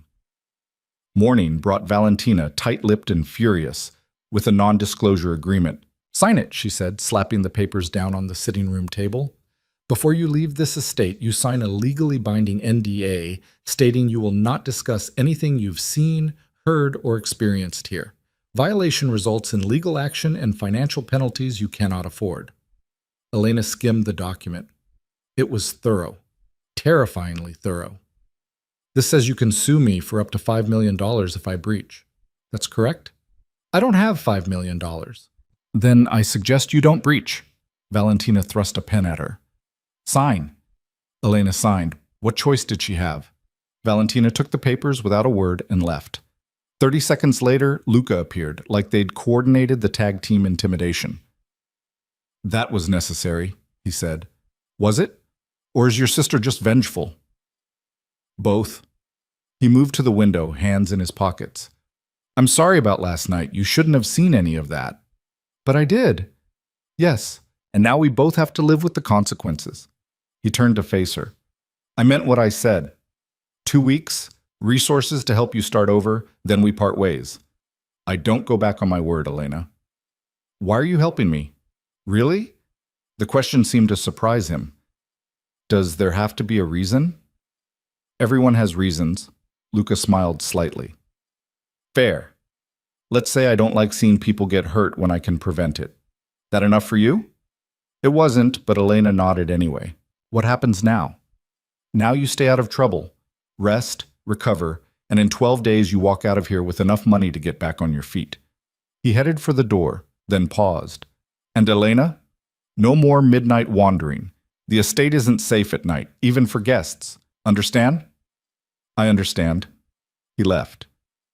Elena stood by the window watching the guards patrol the grounds and wondered what she'd agreed to. The next week passed in a strange limbo. Elena kept to her suite mostly, venturing out only for meals and the follow-up ultrasound that Marcus performed with his usual clinical efficiency. The baby was fine. The hematoma was shrinking. Her ribs were healing. Physically, she was recovering. Mentally, she felt like she was standing on the edge of a cliff, waiting for someone to push. She didn't see Luca again until day 10. He appeared at dinner, the formal kind, served in the dining room Elena had been avoiding because eating alone in a room designed for 20 felt depressing. But Anya had insisted. "Mr. Moretti requested your presence." So Elena put on one of the nicer dresses from the mysteriously stocked closet and went down. Luca was already there, along with Valentina and two men Elena didn't recognize. Everyone went silent when she entered. "Elena!" Luca stood. "Join us." She sat at the far end of the table feeling completely out of place. The dinner was Italian, multiple courses, wine she wasn't allowed to drink because of the pregnancy, conversation in a mix of English and Italian that seemed designed to exclude her. The two unfamiliar men kept glancing at her, not hostile, exactly, but assessing, like she was a problem they were trying to solve. Finally, Valentina addressed her directly. "How much longer until you're cleared to travel?" "Marcus said I could leave any time. The hematoma's resolved." "Excellent. We'll arrange transportation for you on Friday." Friday. 2 days from now. 2 days until she'd be dumped somewhere with money she didn't earn and a future she couldn't imagine. "Where am I going?" Elena asked. Valentina and Luca exchanged a look. "That's your decision," Luca said. "But we'd suggest somewhere away from Montana. Fresh start, new city. We can help with that." "Help how?" One of the unfamiliar men spoke up, his accent thick. "Mr. Moretti is prepared to provide first and last month's rent on an apartment, relocation expenses, and a stipend to cover your costs until you find employment. Very generous." Very suspicious, Elena thought. Why would you do that? "Consider it an investment in your continued discretion," Valentina said coolly. "You mean a bribe. Call it what you want. The offer stands." Elena looked at Luca. He was watching her with an expression she couldn't read. "And if I refuse?" "Then you leave with nothing," Valentina said. "Your choice." It wasn't really a choice. Elena knew that. They all knew that. "I'll think about it," she said. Dinner continued in strained silence. Elena picked at her food, her appetite gone. When dessert was served, something elaborate with cream and berries, she excused herself and fled back to her suite. She was packing her meager belongings when the knock came. Luca, she assumed, or Valentina, ready to pressure her into accepting their blood money. Instead, it was Anya, and she looked terrified. "Miss Elena, you need to come. Now, quickly." "What's wrong?" "Your friend. They took your friend." Elena's blood went cold. "What friend? I don't have anyone." "From your phone. They found messages, someone named Natalie." Anya was pulling her toward the door. "The Baldinis took her. They're using her to get to Mr. Moretti. Please. You have to come." Elena let herself be dragged down the hallway, her mind refusing to process what she was hearing. Natalie. Her best friend Natalie, who was supposed to be in Seattle, who had nothing to do with any of this. They burst into the office where Elena had eavesdropped. Luca was there, along with Valentina and half a dozen men armed with weapons that were no longer being concealed. On the desk was Elena's phone, powered on, open to her text messages. Luca looked up, his expression grim. "When was the last time you spoke to Natalie Torres?" "Before the accident. She was in Seattle for work. Why? What happened?" "She came back early. Started looking for you when you didn't respond to her messages. Made calls, filed a missing person report, generally drew attention." Valentina's voice was harsh. "The Baldinis have people in the Billings PD. They connected the dots, figured out you were here, and grabbed her this afternoon." "Oh no, oh no, no, no!" Elena's legs gave out. Someone caught her, one of the armed men, and lowered her into a chair. "This is my fault. I should have called her. I should have told her I was okay." "Yes, you should have," Valentina snapped. "But what's done is done. Now we have to deal with it." Luca was staring at his phone. "They sent proof of life 20 minutes ago, and demands." He turned the phone toward Elena. The photo showed Natalie, bright, energetic Natalie, who made Elena laugh even on her worst days, tied to a chair, bruised, terrified. "What do they want?" Elena's voice broke. "A trade," Luca said quietly. "You for her." The room went silent. Everyone was looking at Elena now, and she understood with perfect clarity this was her fault, and she was the only one who could fix it. "Then trade me," she said. "No." Luca's voice was flat, absolute. "They took her because of me. Because I was here, because she was looking for me. I can't let her die for that. You're not trained. You'd be a liability. We're handling this differently." "How?" Luca's smile was cold, dangerous. We're getting your friend back. And then we're ending this. Elena watched Luca's expression harden into something she hadn't seen before. Not anger, exactly. Something colder, more calculating. The kind of look that explained why men with guns deferred to him without question. "Get Marco and the others," he said to one of the armed men. "Full gear. We move in 30 minutes. "Luca, wait." Valentina stepped forward. "We don't know where they're holding her. The Baldinis could have her anywhere. The warehouse district, one of their properties outside the city. Hell, they could have driven her to Idaho for all we know." Then we find out. Luca was already moving, pulling up something on his phone. They want to trade. That means they'll send a location. We use that. It's a trap. Obviously a trap. Of course it's a trap. That's why we're not walking into it blind. He looked at Valentina.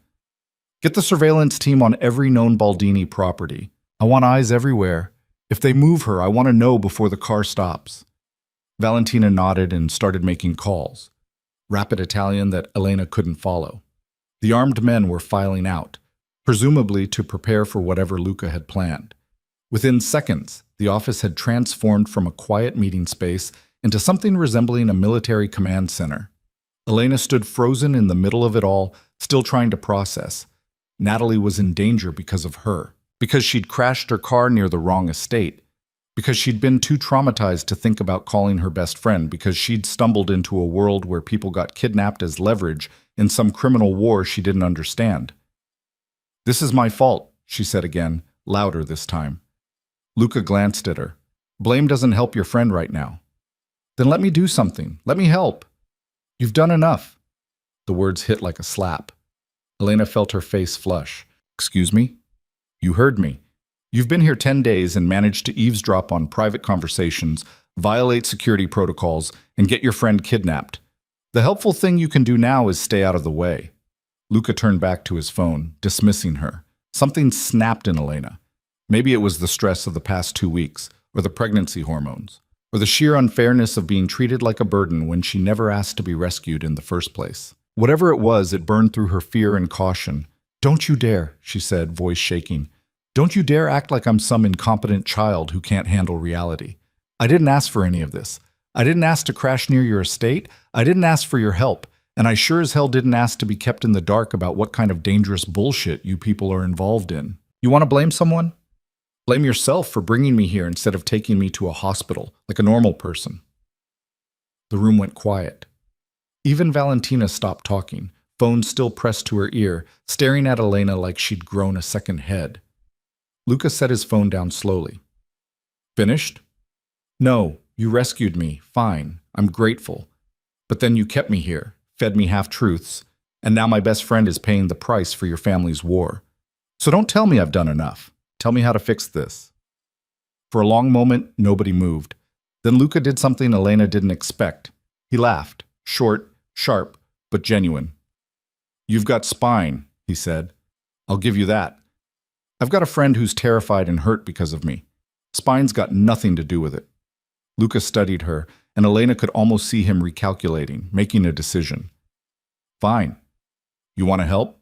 Tell me everything you know about Natalie. Where she works, where she lives, who she knows, what car she drives, where she goes when she's stressed. Everything." Elena's mind raced. "She works for a tech company in Seattle, software development. She's back early. You said the Baldinis grabbed her in Billings?" "At her hotel. The Riverside Inn, downtown. She checked in yesterday afternoon, started making calls about you around 6 p.m. Security footage shows 3 men taking her from the parking lot around 11. "What was she doing in Billings? Her family's in Washington." Valentina cut in, phone lowered now. "Looking for you. She filed the missing person report when your mother said you weren't with her and Ryan claimed you'd left town. She drove from Seattle to check your apartment, found it cleared out, and started asking questions." The guilt threatened to choke Elena. Natalie had driven 14 hours because she was worried, had asked questions in a city where apparently asking the wrong questions got you kidnapped. "She drives a blue Honda CR-V, Elena said, forcing herself to focus. "She's got a small tattoo on her left wrist, a semicolon. When she's stressed, she goes for runs or she goes to bookstores. She's got a sister in Portland, parents in Tacoma. She's been my best friend since college, and she doesn't deserve this. Nobody deserves this, Luca said. But if the Baldinis think they can use her to hurt me, they're wrong. He looked at one of the men who'd re-entered the room, this one older, graying at the temples. What have we got? The man consulted a tablet. 3 properties flagged. The old meatpacking plant on Industrial Avenue. Our people saw unusual activity there around midnight. A house in the suburbs, registered to a Baldini shell company. And a warehouse near the airport that's been dark for months, but just had its utilities turned back on. The plant's too exposed, Valentina said immediately. Too many cameras, too much civilian traffic, even at night. They'd avoid it. The airport warehouse makes sense, Luca mused. Isolated, easy to monitor approaches, quick escape routes if needed. Or it's the obvious choice, which makes it the wrong choice if they're smart. Valentina was pacing now, thinking out loud. The house could work. Residential area, neighbors who don't ask questions, basement for holding someone. We don't have time to check all 3. Luca's jaw tightened. We need to narrow it down. Elena's phone buzzed on the desk. Everyone's attention snapped to it. Luca picked it up. Text from an unknown number, location pin, and a message. He read it aloud. Tomorrow, noon, abandoned grain silos off Route 89. You for the girl. Come alone, or she dies. Route 89, Elena repeated. Her stomach dropped. That's where I crashed. Not a coincidence, Valentina said. They know we found you there. They're being symbolic, or they're trying to rattle us. Either way, it's amateur. Amateur doesn't mean not dangerous. Luca forwarded the location to his own phone. Grain silos, I know that spot. 3 buildings, lots of cover, multiple exit points. Good place for an ambush. So we don't take the bait, Valentina said. We hit them at one of the properties before tomorrow. Extract Natalie before the trade ever happens. And if we guess wrong? If she's not at any of those 3 locations? Luca shook his head. No. We need confirmation. Elena watched them debate, her mind spinning. Tomorrow at noon. That gave them less than 12 hours to find Natalie before the Baldinis expected a trade that would never happen. 12 hours to search 3 properties, or make a choice that could get Natalie killed if they were wrong. What if you make them think you're agreeing? Elena said suddenly. Everyone looked at her. What if you respond, say you'll make the trade, keep them focused on tomorrow? That buys time to search the properties tonight without them moving her. Valentina's eyes narrowed. That could work. Keep them confident, off guard. Or it tips them off that we're stalling, Luca countered. They'll increase security, maybe move her anyway as a precaution. But they already have her, Elena pointed out. What's the worst that happens? You say yes, they believe you, and you get the night to find her. You say nothing, they assume you're planning something anyway and lock down tighter. Luca considered this. Finally, he typed something on Elena's phone and showed it to Valentina. How's this? I'll be there. Let me talk to her first. Proof she's alive. It's reasonable enough they might go for it, Valentina agreed. And if they send video or audio, we might get background details that help us locate her. Luca hit send. The 3 dots appeared almost immediately, then disappeared, then appeared again. The response came through. A video file, 20 seconds long. Luca played it. Natalie appeared on screen and Elena's hand flew to her mouth. Her friend looked worse than the photo. New bruises, dried blood from a split lip, duct tape securing her to what looked like a metal chair. Behind her was concrete wall, bare except for water stains. No windows visible. Elena? Natalie's voice was hoarse. I don't know if you're seeing this, but don't do anything stupid. These guys are serious. I'm okay, I can handle this, just don't. Someone off camera spoke in Italian. Natalie flinched. They say noon tomorrow, or I don't leave here. Her eyes were directly on the camera now, and Elena could see the terror beneath the forced calm. I'm sorry I came looking for you. I should have just... The video cut off. Elena was shaking. Play it again. Luca did. Elena watched, forcing herself to look past Natalie's injuries, past her fear, background details. There had to be something. The wall, she said, those water stains. That's not recent water damage. That's old, months or years old. Basement, maybe, one of the men suggested, or ground floor of an abandoned building. The echo, Valentina said. When the man speaks, there's an echo, Big space, high ceilings. Warehouse, Luca decided. The airport location, that's our best bet. He was already moving, issuing orders in rapid Italian. The room emptied fast, men heading out to gear up or get vehicles ready. Valentina stayed behind, typing furiously on her tablet. What happens now? Elena asked. Now you go back to your suite and you wait, Valentina said without looking up. We handle this. Like hell I do. Valentina's head snapped up. Excuse me? I'm not sitting in a room while you go rescue my friend. I'm coming with you. Absolutely not. She's there because of me. I'm not letting her face this alone. You're pregnant, untrained, and a liability. You'll get yourself killed and probably take some of my people with you. Valentina's voice was ice. You're staying here. That's final. Luca appeared in the doorway. She comes. Both women stared at him. What? Valentina looked like he'd suggested they bring a marching band. She comes with us. In one of the vehicles with a guard. She stays in the car, well back from the action, but she comes. Luca looked at Elena. Your friend sees you after we extract her, knows you tried to help. That matters.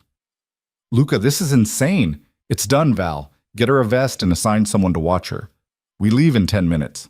He was gone before Valentina could argue further. His sister turned to Elena with an expression that could have melted steel.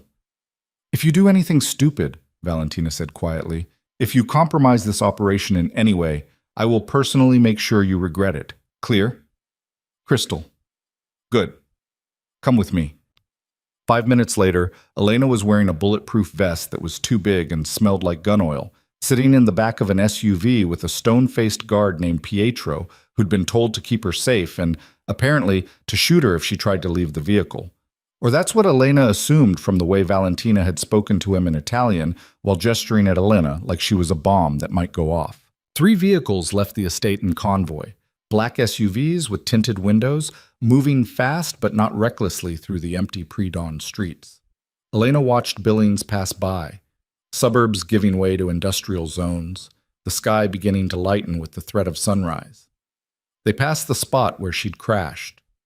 Elena recognized the curve in the road, the trees where her Civic had disappeared into the ditch. Less than 2 weeks ago, she'd thought she was dying there. Now she was riding in a convoy of armed criminals about to raid a warehouse. Her life had gotten very weird, very fast. The warehouse district appeared, rows of corrugated metal buildings, most dark and abandoned. The convoy slowed, then split up. 2 vehicles continued forward while Elena's SUV pulled into the lot of a defunct factory across the street. Pietro handed her an earpiece. You listen only. You do not speak. Understand? Elena nodded and fit the earpiece in. Immediately she could hear voices, mostly Italian, but some English mixed in. Team 1 in position, north entrance. Team 2 covering the east side, no movement visible. Thermal shows at least 6 heat signatures inside, main floor concentrated in the northwest corner. Luca's voice cut through the chatter. Remember, civilian hostage, watch your fire. We go in quiet, extract quickly, no heroes. Elena watched through the SUV's windshield as dark figures moved through the shadows. The warehouse Luca's people had identified sat squat and dark, loading bay doors closed, no lights visible. But thermal imaging didn't lie, people were inside. Breaching in 3, 2, 1. The north entrance door blew inward with a controlled explosion that was quieter than Elena expected, more of a thump than a bang. Immediately, figures poured through. Gunfire erupted, sharp cracks that made Elena flinch even from across the street. Contact! 2 down, northeast corner, movement on the catwalk. The radio dissolved into controlled chaos. Elena gripped the door handle, every instinct screaming at her to do something, help somehow, but Pietro's hand was on her shoulder, holding her in place. You stay, he said firmly. Through the earpiece she heard Luca's voice, calm despite the gunfire. Valentina, 2nd floor, I need you clearing rooms. Marco, with me, we're going for the hostage. More gunfire. Someone screamed, impossible to tell who or why through the audio. Elena counted seconds, her nails digging into her palms. Then, hostage located, she's alive, we're coming out, cover the exits. An explosion, much louder than the breach charge. The warehouse's west wall blew outward in a spray of concrete and flame. Elena felt the percussion even inside the SUV, saw Pietro swear and reach for his radio. "What was that?" someone yelled through the comms. "Baldini's had backup. RPG from the adjacent building. Get Moretti out of there. The structure's compromised." Elena couldn't see the north entrance from her position, couldn't see if anyone was emerging. The warehouse was burning now, flames licking up through the hole in the wall. Smoke billowed into the pre-dawn sky. "Luca, do you copy?" Static. "Luca?" More static, then a cough. "Copy. We're clear. Hostage is secure. We're moving to extraction point Bravo." Relief flooded through Elena. They had Natalie. They were getting out. Then the shooting started again, closer this time. Pietro swore and put the SUV in reverse, backing deeper into the factory lot. Through the windshield, Elena saw muzzle flashes from the building next to the warehouse. The Baldini backup Luca's team hadn't anticipated. "We've got 4, maybe 5 shooters in the adjacent structure. Suppressing fire. Get our people to the vehicles. Man down. Need medical." Elena watched figures running from the burning warehouse toward the waiting SUVs. Some were carrying others. It was impossible to tell in the smoke and darkness who was who, whether Natalie was among them, whether everyone was making it out. One of the SUVs peeled out, heading away from the fight. A second followed. The shooting was intensifying, concentrated now on Luca's position as he and his remaining people tried to retreat. "Pietro." Elena turned to the guard. "We need to help them." "No, Mr. Moretti said you stay here. You stay safe." "They're pinned down. And we have our orders." Elena looked back at the chaos. Through the smoke, she could see Luca and maybe 3 others behind a concrete barrier, returning fire at the adjacent building. They were outgunned, exposed, and the only vehicles left were too far away to reach safely. She made a decision that was either brave or incredibly stupid. Elena grabbed the door handle and yanked. Pietro tried to stop her, but she was already moving, slipping out of the SUV while he was still reaching for her. She ran, not toward the fight, but toward one of the abandoned vehicles that had been left when people went inside. An older SUV, keys probably still in it, because why would you expect to need to lock your car during a military raid? "Miss Carter!" Pietro was out of the vehicle, following her, but Elena was faster. She yanked open the driver's side door of the abandoned SUV, keys in the ignition. Thank God for criminal carelessness. She started the engine, threw it in drive, and accelerated toward Luca's position. Pietro was yelling something behind her, probably cursing her in Italian, but Elena focused on the road, on the concrete barrier where Luca and his people were trapped. She pulled up beside the barrier, passenger side, facing the shooters to give Luca's team cover. "Get in!" Luca's head whipped around. His expression cycled through shock, fury, and resignation in about 2 seconds. "You've got to be kidding me. Get in or stay pinned. Your choice." More gunfire. The SUV's windows spiderwebbed where bullets hit. Bulletproof glass, Elena realized. These weren't normal vehicles. Luca made his decision. "Move! Everyone in now!" His 3 remaining people piled into the SUV, one of them bleeding from the shoulder, another limping badly. Luca came last, diving into the passenger seat as Elena hit the gas. "Drive toward the factory, Pietro's position," Luca ordered, breathing hard. "And for the record, this was incredibly stupid." "You're welcome." They made it to Pietro's vehicle without getting shot. The guard looked equal parts relieved and furious. Luca jumped out and immediately started coordinating the retreat, all vehicles pulling back, regrouping at a secondary location. The warehouse was fully engulfed now, flames visible for miles. Sirens were starting in the distance. "We need to move." Valentina's voice crackled through the radio. She was in one of the vehicles that had already left. "Fire department's 3 minutes out, PD right behind them." "Copy." Everyone pull back to the rally point. Elena expected Luca to order her back into Pietro's vehicle. Instead, he got back into the SUV she'd commandeered, this time in the driver's seat. "Move over. I'm driving." She slid into the passenger seat without argument. Luca drove like he'd done this 100 times, fast but controlled, taking streets that avoided the main routes where police would be converging. The other vehicles scattered in different directions, a coordinated dispersal that made it impossible to follow them all. They drove in silence for 10 minutes before Elena found her voice. "Is Natalie okay?" She's with Valentina. Bruised, scared, but alive. Marcus will check her over when we get back to the estate. Thank you. Luca didn't respond for a moment. Then, that was the stupidest thing you could have done back there. But it worked. This time. Next time you might not be so lucky.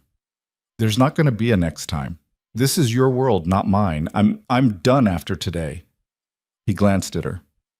Are you? Elena didn't know how to answer that. Was she done? Could she just walk away after everything she'd seen, after participating, however marginally, in a raid that had left a warehouse burning and people dead or injured? They pulled into the estate through a side gate Elena hadn't known existed. The place was lit up like a hospital, people rushing around, vehicles being parked in what looked like an underground garage. Luca handed the SUV off to someone and led Elena inside through an entrance that bypassed the main house entirely. They emerged into what looked like a medical bay, larger than the room where Marcus had initially treated Elena, with multiple beds and serious equipment. And there, in one of the beds, was Natalie. Oh my God! Elena rushed forward, then stopped herself. Natalie was connected to an IV, Marcus working on cleaning the cuts on her face. She looked exhausted, broken, nothing like the vibrant friend Elena knew. Natalie's eyes opened, focused on Elena. You're okay. Me? You're the one who was kidnapped. Because I was looking for you, you idiot. You disappeared, nobody knew where you were, and your asshole ex was being super shady about it. Natalie tried to sit up, winced. What the hell have you been doing for 2 weeks? It's complicated. No shit. Natalie looked past Elena to where Luca stood. Are those bullet holes in your shirt? Luca glanced down. Apparently. Who are you people? Also complicated, Elena said quickly. I'll explain everything, I promise. But right now you need to rest and let Marcus patch you up. Marcus, the private doctor, in the mansion with armed guards. Natalie's laugh was slightly hysterical. I thought I was getting kidnapped by regular criminals. Turns out they were fighting with different criminals over my best friend who disappeared into some kind of crime family witness protection situation. It's not witness protection. Then what is it? Good question. Elena looked at Luca, who shrugged slightly. She's been through enough to deserve some truth. Your call, how much you tell her. He left, and Elena pulled up a chair next to Natalie's bed. Marcus finished his work and excused himself, leaving them alone. Start talking, Natalie said. So Elena did. She told her about Ryan's betrayal, the pregnancy, the crash, about Luca finding her, bringing her here, the estate with its secrets and guards. She left out some details, the late-night eavesdropping, the specific nature of Luca's business, but gave enough that Natalie could understand. So you've been living with the mafia, Natalie said when Elena finished. I don't think they're technically mafia. Crime family, organized crime, whatever you want to call it. Elena, this is insane. We need to get you out of here. I know, and we will, but not tonight. Tonight you recover. I make sure you're okay, and we figure out the next step. Natalie grabbed her hand. Promise me something. What? Promise you're not falling for this. The rescue, the protection, the dangerous man with the pretty face. Promise you're not confusing gratitude with something else. Elena thought about Luca's expression when he'd found her in the SUV. The way he'd thanked her, even while calling her stupid. The careful distance he maintained like he was protecting her from something, maybe from himself. I'm not falling for anything, Elena said. I'm just trying to survive. It wasn't entirely true, and from Natalie's expression, her friend knew it. But Natalie was too exhausted to push, and Elena was too wrung out to defend herself. They sat in silence, hands clasped, while the estate bustled around them with the aftermath of violence.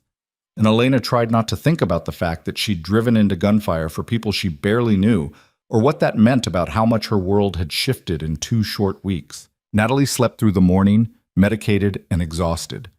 Elena stayed beside her bed, dozing in the chair until her ribs complained loud enough that she had to move. She found coffee in the medical bay's small kitchenette. Real coffee this time, not the decaf Marcus had been forcing on her, and was halfway through her second cup when Valentina appeared. Your friend will be fine, Valentina said without preamble.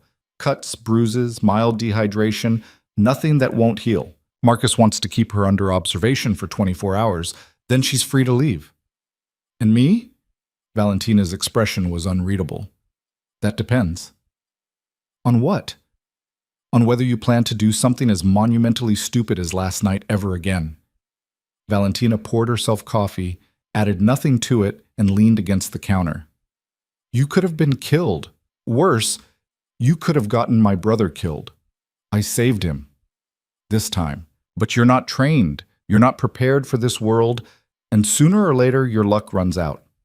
Valentina sipped her coffee. Luca wants you to stay. Elena blinked. What? Not forever, but longer than the original 2 weeks. He thinks you deserve the choice to decide where you go next without being rushed. And he's... Valentina hesitated, which seemed unusual for her. Concerned about your safety. My safety. After last night, my safety is a concern? Last night proved the Baldinis know about you. They grabbed your friend because of her connection to you. If you leave now, go back to being a normal civilian, they might come after you anyway. Revenge, leverage, who knows? Luca wants you protected until we're sure the threat is neutralized. Elena set down her coffee cup. The threat being the Baldinis? The Baldinis are done. We destroyed their operations last night, killed their leadership. What's left will scatter or be absorbed by other families. But there's always a chance someone holds a grudge. Valentina met Elena's eyes. So you have 2 options. Leave now, take your friend, and we give you enough money to disappear somewhere the Baldinis' remnants won't find you. Or stay here, where we can guarantee your safety until things settle. And if I stay, what does that mean exactly? Valentina smiled slightly. That's between you and my brother.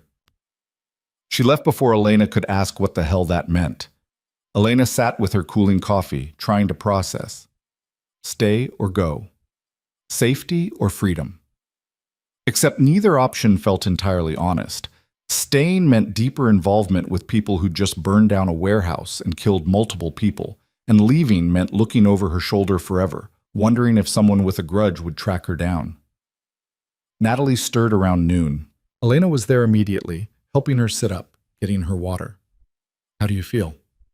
Like I got kidnapped and beaten up by criminals, Natalie said dryly. But alive.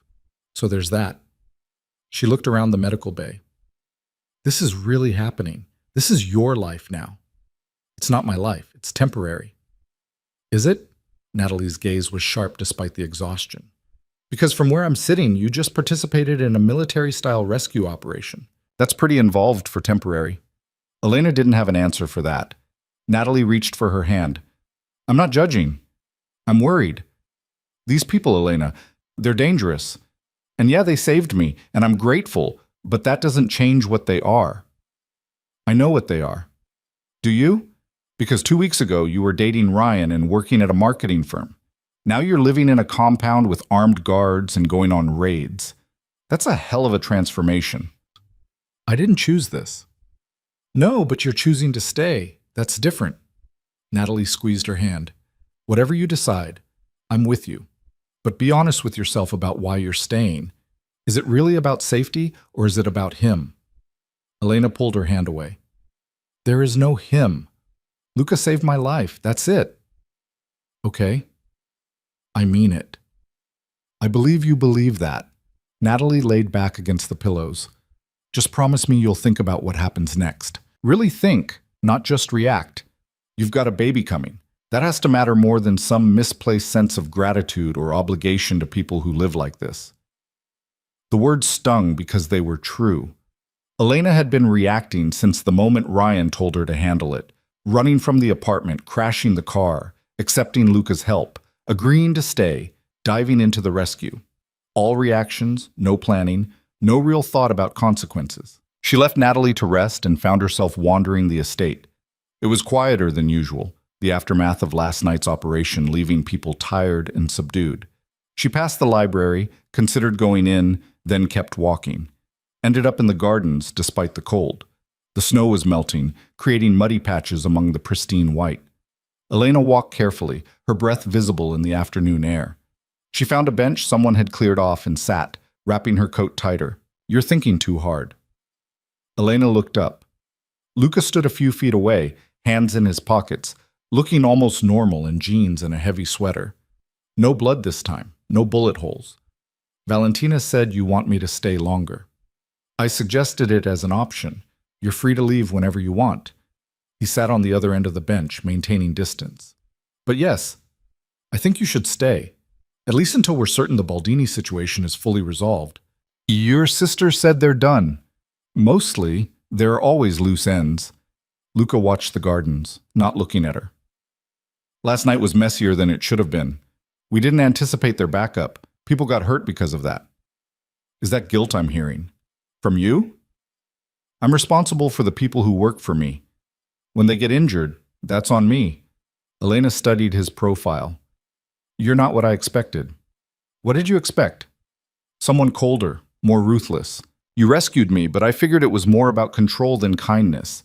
Bringing me here, keeping me here. I thought it was about containing a potential problem. It was. Initially. Luca finally looked at her. Then you stopped being a problem and started being a person. That complicated things. How? He was quiet for a long moment. You don't belong in this world, Elena.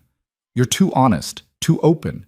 You say what you think and expect people to do the same. That's dangerous here. People like Valentina, like me, we're used to everyone having an angle, everyone wanting something, but you just are.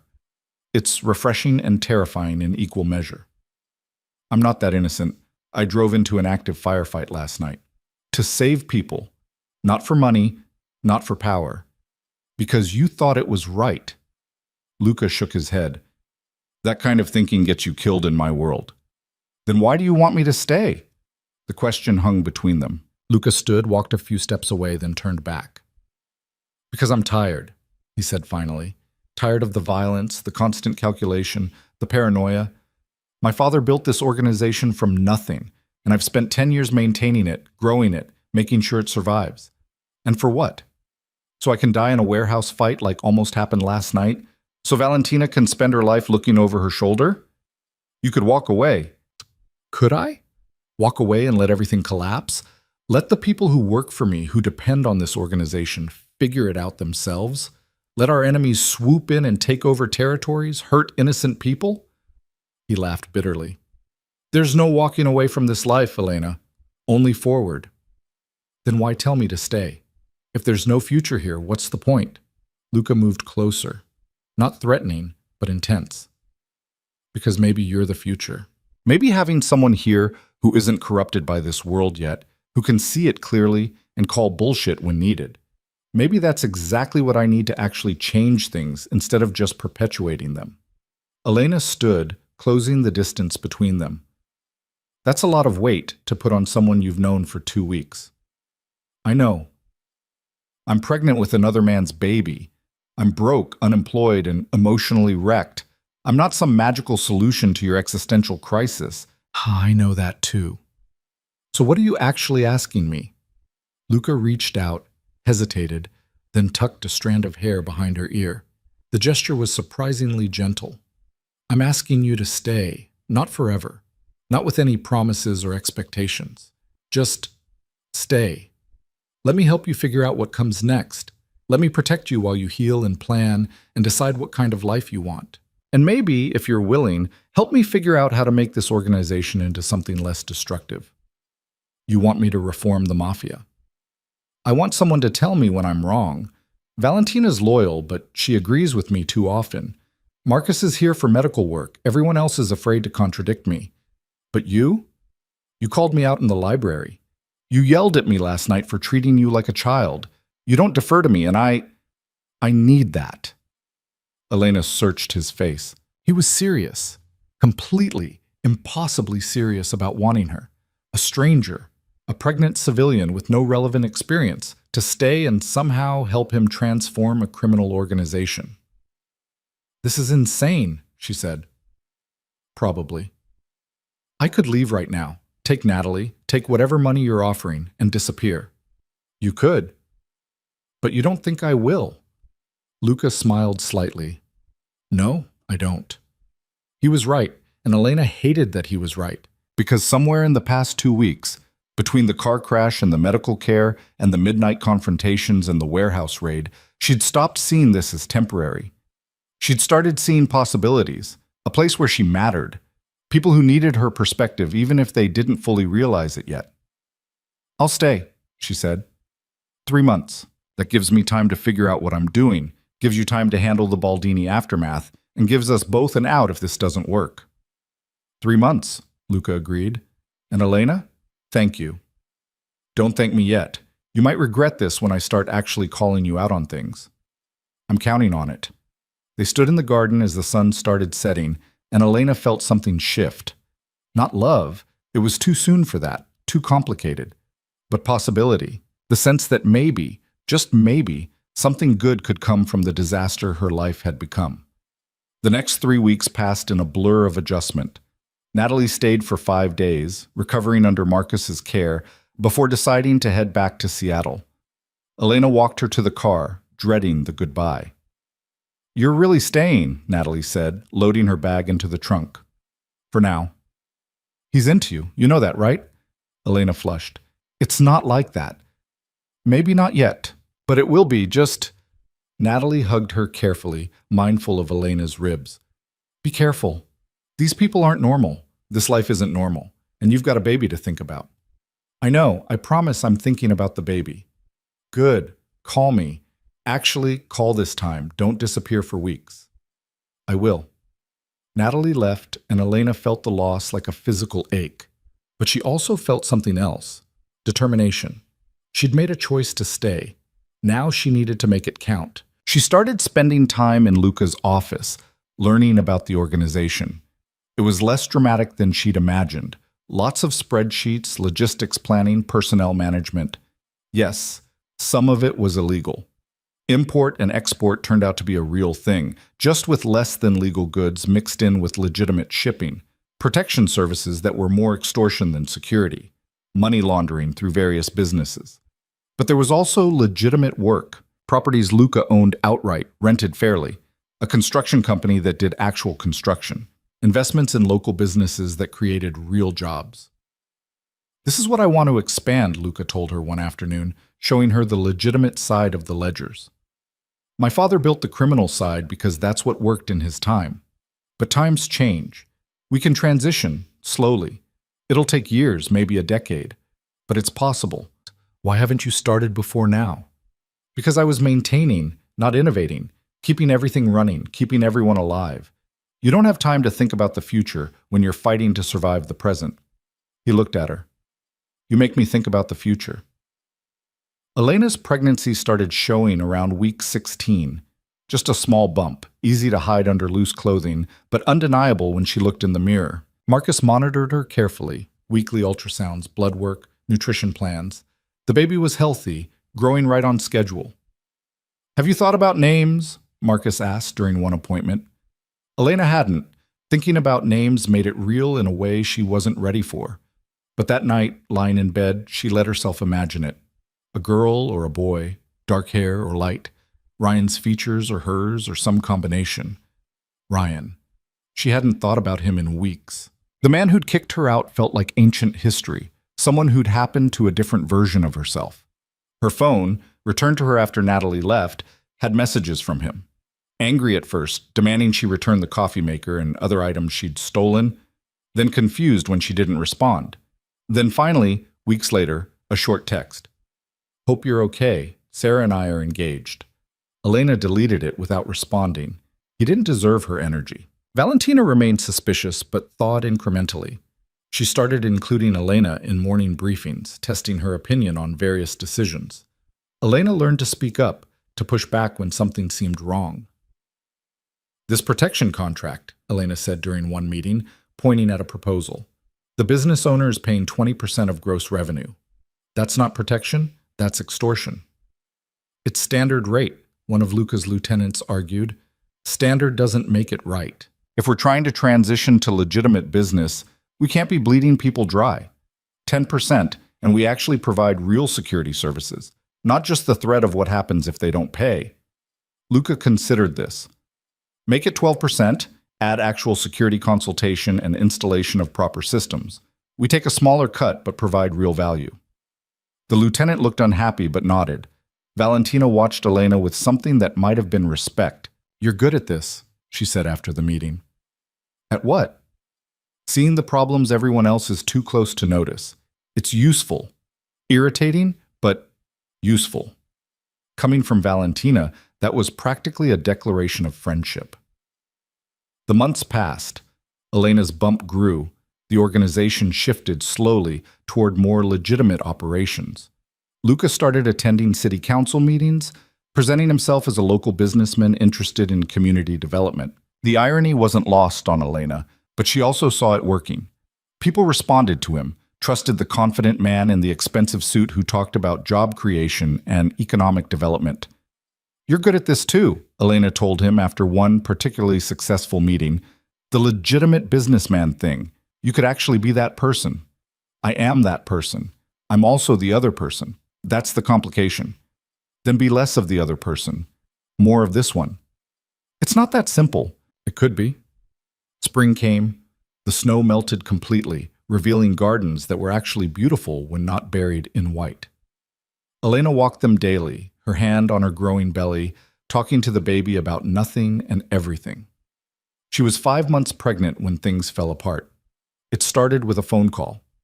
Luca answered, listened, his expression darkening. Then he hung up and looked at Valentina. "The feds are investigating. They have a witness." "Who?" Valentina demanded. "Someone from the Baldini operation. Someone who saw enough to be useful." Elena felt her stomach drop. "What does that mean?" "It means they might have enough to bring charges, racketeering possibly. They're building a case." Luca was already moving, pulling files from his desk. "We need to prepare." The next week was chaos. Lawyers appearing, documents being shredded, people being moved to different positions or quietly disappeared. Elena watched it all, feeling helpless and complicit in equal measure. "This is my fault," she said to Luca one night. "The warehouse. I was there. If they have witnesses, you were never officially there. No records, no footage that shows your face. You're safe. But you're not." Luca stopped packing the file box he'd been working on. "I've been not safe my entire adult life. This is just another version of it.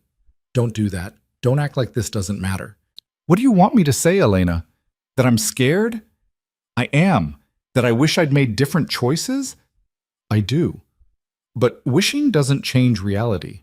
The feds are coming, and I have to deal with it." "How?" He didn't answer, which was answer enough. The indictment came on a Tuesday. Federal agents arrived at the estate with warrants searching everything. They took Luca in handcuffs along with 3 of his key people. Valentina escaped charges, but only barely. Not enough evidence connecting her directly to the operations they were targeting. Elena stood in the entry hall, 6 months pregnant and terrified, watching them take Luca away. He looked back once, caught her eye, and mouthed something she couldn't make out. Then he was gone. Valentina immediately went into crisis mode. "We have the best lawyers. They'll fight this. Luca will make bail. We'll prepare a defense." "What can I do?" Elena asked. Valentina looked at her. Really looked. Taking in the pregnancy, the fear, the determination. "You can stay out of it. This isn't your fight." "Yes, it is. I'm here. I'm involved. Tell me how to help." Over the next 3 weeks, Elena learned more about criminal defense than she'd ever wanted to know. She helped Valentina organize documents, coordinated with lawyers, managed the household staff who were panicking about their futures. She visited Luca twice at the detention center, awkward conversations through reinforced glass where they couldn't touch, couldn't speak freely. "You should leave," Luca told her during the second visit. "This is going to get ugly. Trial could take months. I don't want you trapped here while...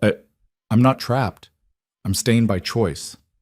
"Elena, stop trying to protect me by pushing me away. I'm pregnant, not helpless. I'm staying." The trial started in her 7th month. Elena attended every day she could, sitting in the gallery with Valentina, watching prosecution witnesses describe operations, transactions, violence. Some of it she'd seen. Most of it was news to her, proof that Luca had been shielding her from the worst of what his organization did. The prosecution was building a strong case. Luca's lawyers fought hard, but the evidence was damning. Elena watched him sit at the defense table, composed and calm, and wondered how he did it. The turning point came during the 3rd week. A witness, former Baldini associate, claimed Luca had personally ordered the hit that killed 2 people during a territory dispute. The lawyers objected, but the testimony stood. That night, back at the estate, Valentina was pacing. If they convict on that charge, he's looking at 20 years minimum. There has to be something we can do. Like what? The witness is credible. We can attack his character, but he has no obvious reason to lie. The prosecution has him in witness protection, immunity deal. He's golden.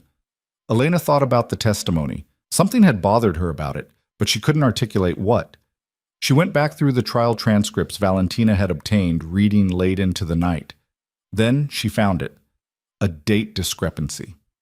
The witness claimed the meeting where Luca ordered the hit happened on March 15th, but Elena had checked. March 15th was the day Luca had rescued her. She remembered because it had been their 2-year anniversary, the night Ryan had destroyed her life. Luca had been with her that entire night, rescuing her, getting her to the estate, dealing with her injuries. He couldn't have been at a meeting ordering hits. She brought it to Valentina first thing in the morning. This is wrong. The witness is lying or mistaken. Luca was with me. Valentina grabbed the documents, scanning them. You're sure? Absolutely certain about the date? Positive. It's burned into my memory.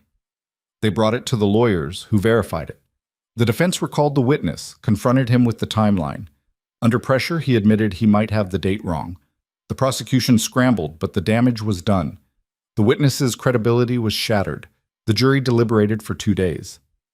Elena sat in the courthouse, Valentina beside her, waiting. Her baby kicked against her ribs, active and restless. She whispered to it, "Your unofficial dad might be coming home today. Or he might not. Either way, we'll figure it out." The verdict came back. Not guilty on the most serious charges. Guilty on lesser counts, money laundering, some financial crimes. Sentencing would come later, but Luca's lawyers were already negotiating. House arrest instead of prison, given his cooperation in shutting down other criminal operations. Elena wasn't allowed in the room when he was released, but she was waiting outside when he emerged. Older somehow, more tired, but alive and free. He saw her and stopped. "You stayed." "I told you I would." "You're enormous." Elena laughed, the tension breaking. 8 months pregnant will do that. They stood in the courthouse hallway, people flowing around them, and Luca did something he'd never done before. He pulled her into a hug, careful of her belly, and held on like she might disappear. "Thank you," he whispered, "for finding the discrepancy, for staying, for everything. We're not done yet. You've still got sentencing and house arrest to deal with, and a whole organization to legitimize. I know, but now I have time to do it right." He pulled back, hands on her shoulders. "And you? What do you want, Elena? Really want?" She'd been thinking about this. Through the trial, through the long nights, through every kick and roll of the baby growing inside her. What did she want? "I want to build something," she said. "Not just maintain what exists, actually build something new. A family, a business, a life that isn't defined by survival." She met his eyes. "With you. If you want that too." "I want that more than anything I've ever wanted." He kissed her, right there in the courthouse, with lawyers and reporters and random people watching. Kissed her like it was the most natural thing in the world. And maybe it was. Natural didn't mean easy or simple, but it meant right. The next 3 months were a controlled chaos. Luca under house arrest at the estate, working with prosecutors to dismantle the last of the criminal operations in exchange for reduced sentencing. Valentina running the legitimate business expansion, surprisingly good at it. Elena preparing for the baby, taking online classes in business management, learning everything she could about actually running legal enterprises. She went into labor on a Tuesday night, 3 days before her due date. Luca was allowed to leave house arrest for the hospital, under guard supervision that was awkward but necessary. Labor was horrible. 18 hours of pain that made the car crash seem easy by comparison. But at the end of it, she held her daughter, tiny, perfect, screaming at the unfairness of being born. "She's beautiful," Luca said, staring at the baby with something close to awe. "She's loud." "That too." Elena looked down at her daughter, unnamed still because she hadn't been able to decide, and felt everything slot into place. This was what mattered. Not Ryan's betrayal, not the car crash, not the trial, or the danger. This tiny human who depended on her completely. Sophia, she said suddenly. Her name is Sophia. Sophia Carter? Elena looked at Luca. Or Sophia Moretti, if you want that. I want that more than anything, but she's not mine. Biology doesn't make a father. Being there does, and you've been here. You saved both of us. Elena held Sophia out to him. You want to hold your daughter? Luca took Sophia carefully, like she might break. The baby quieted, staring up at him with unfocused eyes. He smiled, real and unguarded, and Elena's heart did something complicated in her chest. Not love yet, but close. So close. 6 months later, Luca finished his house arrest. The organization had been fully restructured, all criminal operations shut down or transferred to other families with clear separation from the Moretti name. What remained was legitimate, harder, less profitable initially, but clean. They married on a Saturday in early fall. Small ceremony in the estate gardens with Valentina as witness and Sophia as the noisiest guest. Elena wore a simple dress, Luca wore a suit without bullet holes, and the whole thing took 15 minutes. It was perfect. That night, with Sophia asleep in the nursery and Valentina off managing something that didn't require criminal activity, Elena and Luca sat in the library where they'd first really talked. Do you regret it? Elena asked. Giving up the organization. The power. Not for a second. I regret not doing it sooner. Before people died, before the trial, before any of that. Luca pulled her closer. But I don't regret how it ended. Because it led here. To you. To Sophia. To actually having a future instead of just surviving. We're not done building it yet. No, but we will, together. Elena thought about everything that had brought her here. Ryan's betrayal that had seemed like the end of the world. The crash that should have killed her. The stranger who'd saved her and become her family. The baby who'd survived against all odds. None of it was perfect. None of it was easy. But it was hers. Theirs. A life built from ruins, stronger for having been broken first. Sophia cried from the nursery. Elena started to get up, but Luca was already moving. I've got her. You rest. She watched him go, this dangerous man who'd become gentle, this criminal who'd chosen legitimacy, this stranger who'd become everything. And she smiled. The story that started with betrayal and blood had become something else entirely, not a fairy tale. Fairy tales didn't have trials and house arrest and legitimate business complications, but real, messy, human, and absolutely, undeniably theirs. Outside, snow started falling again.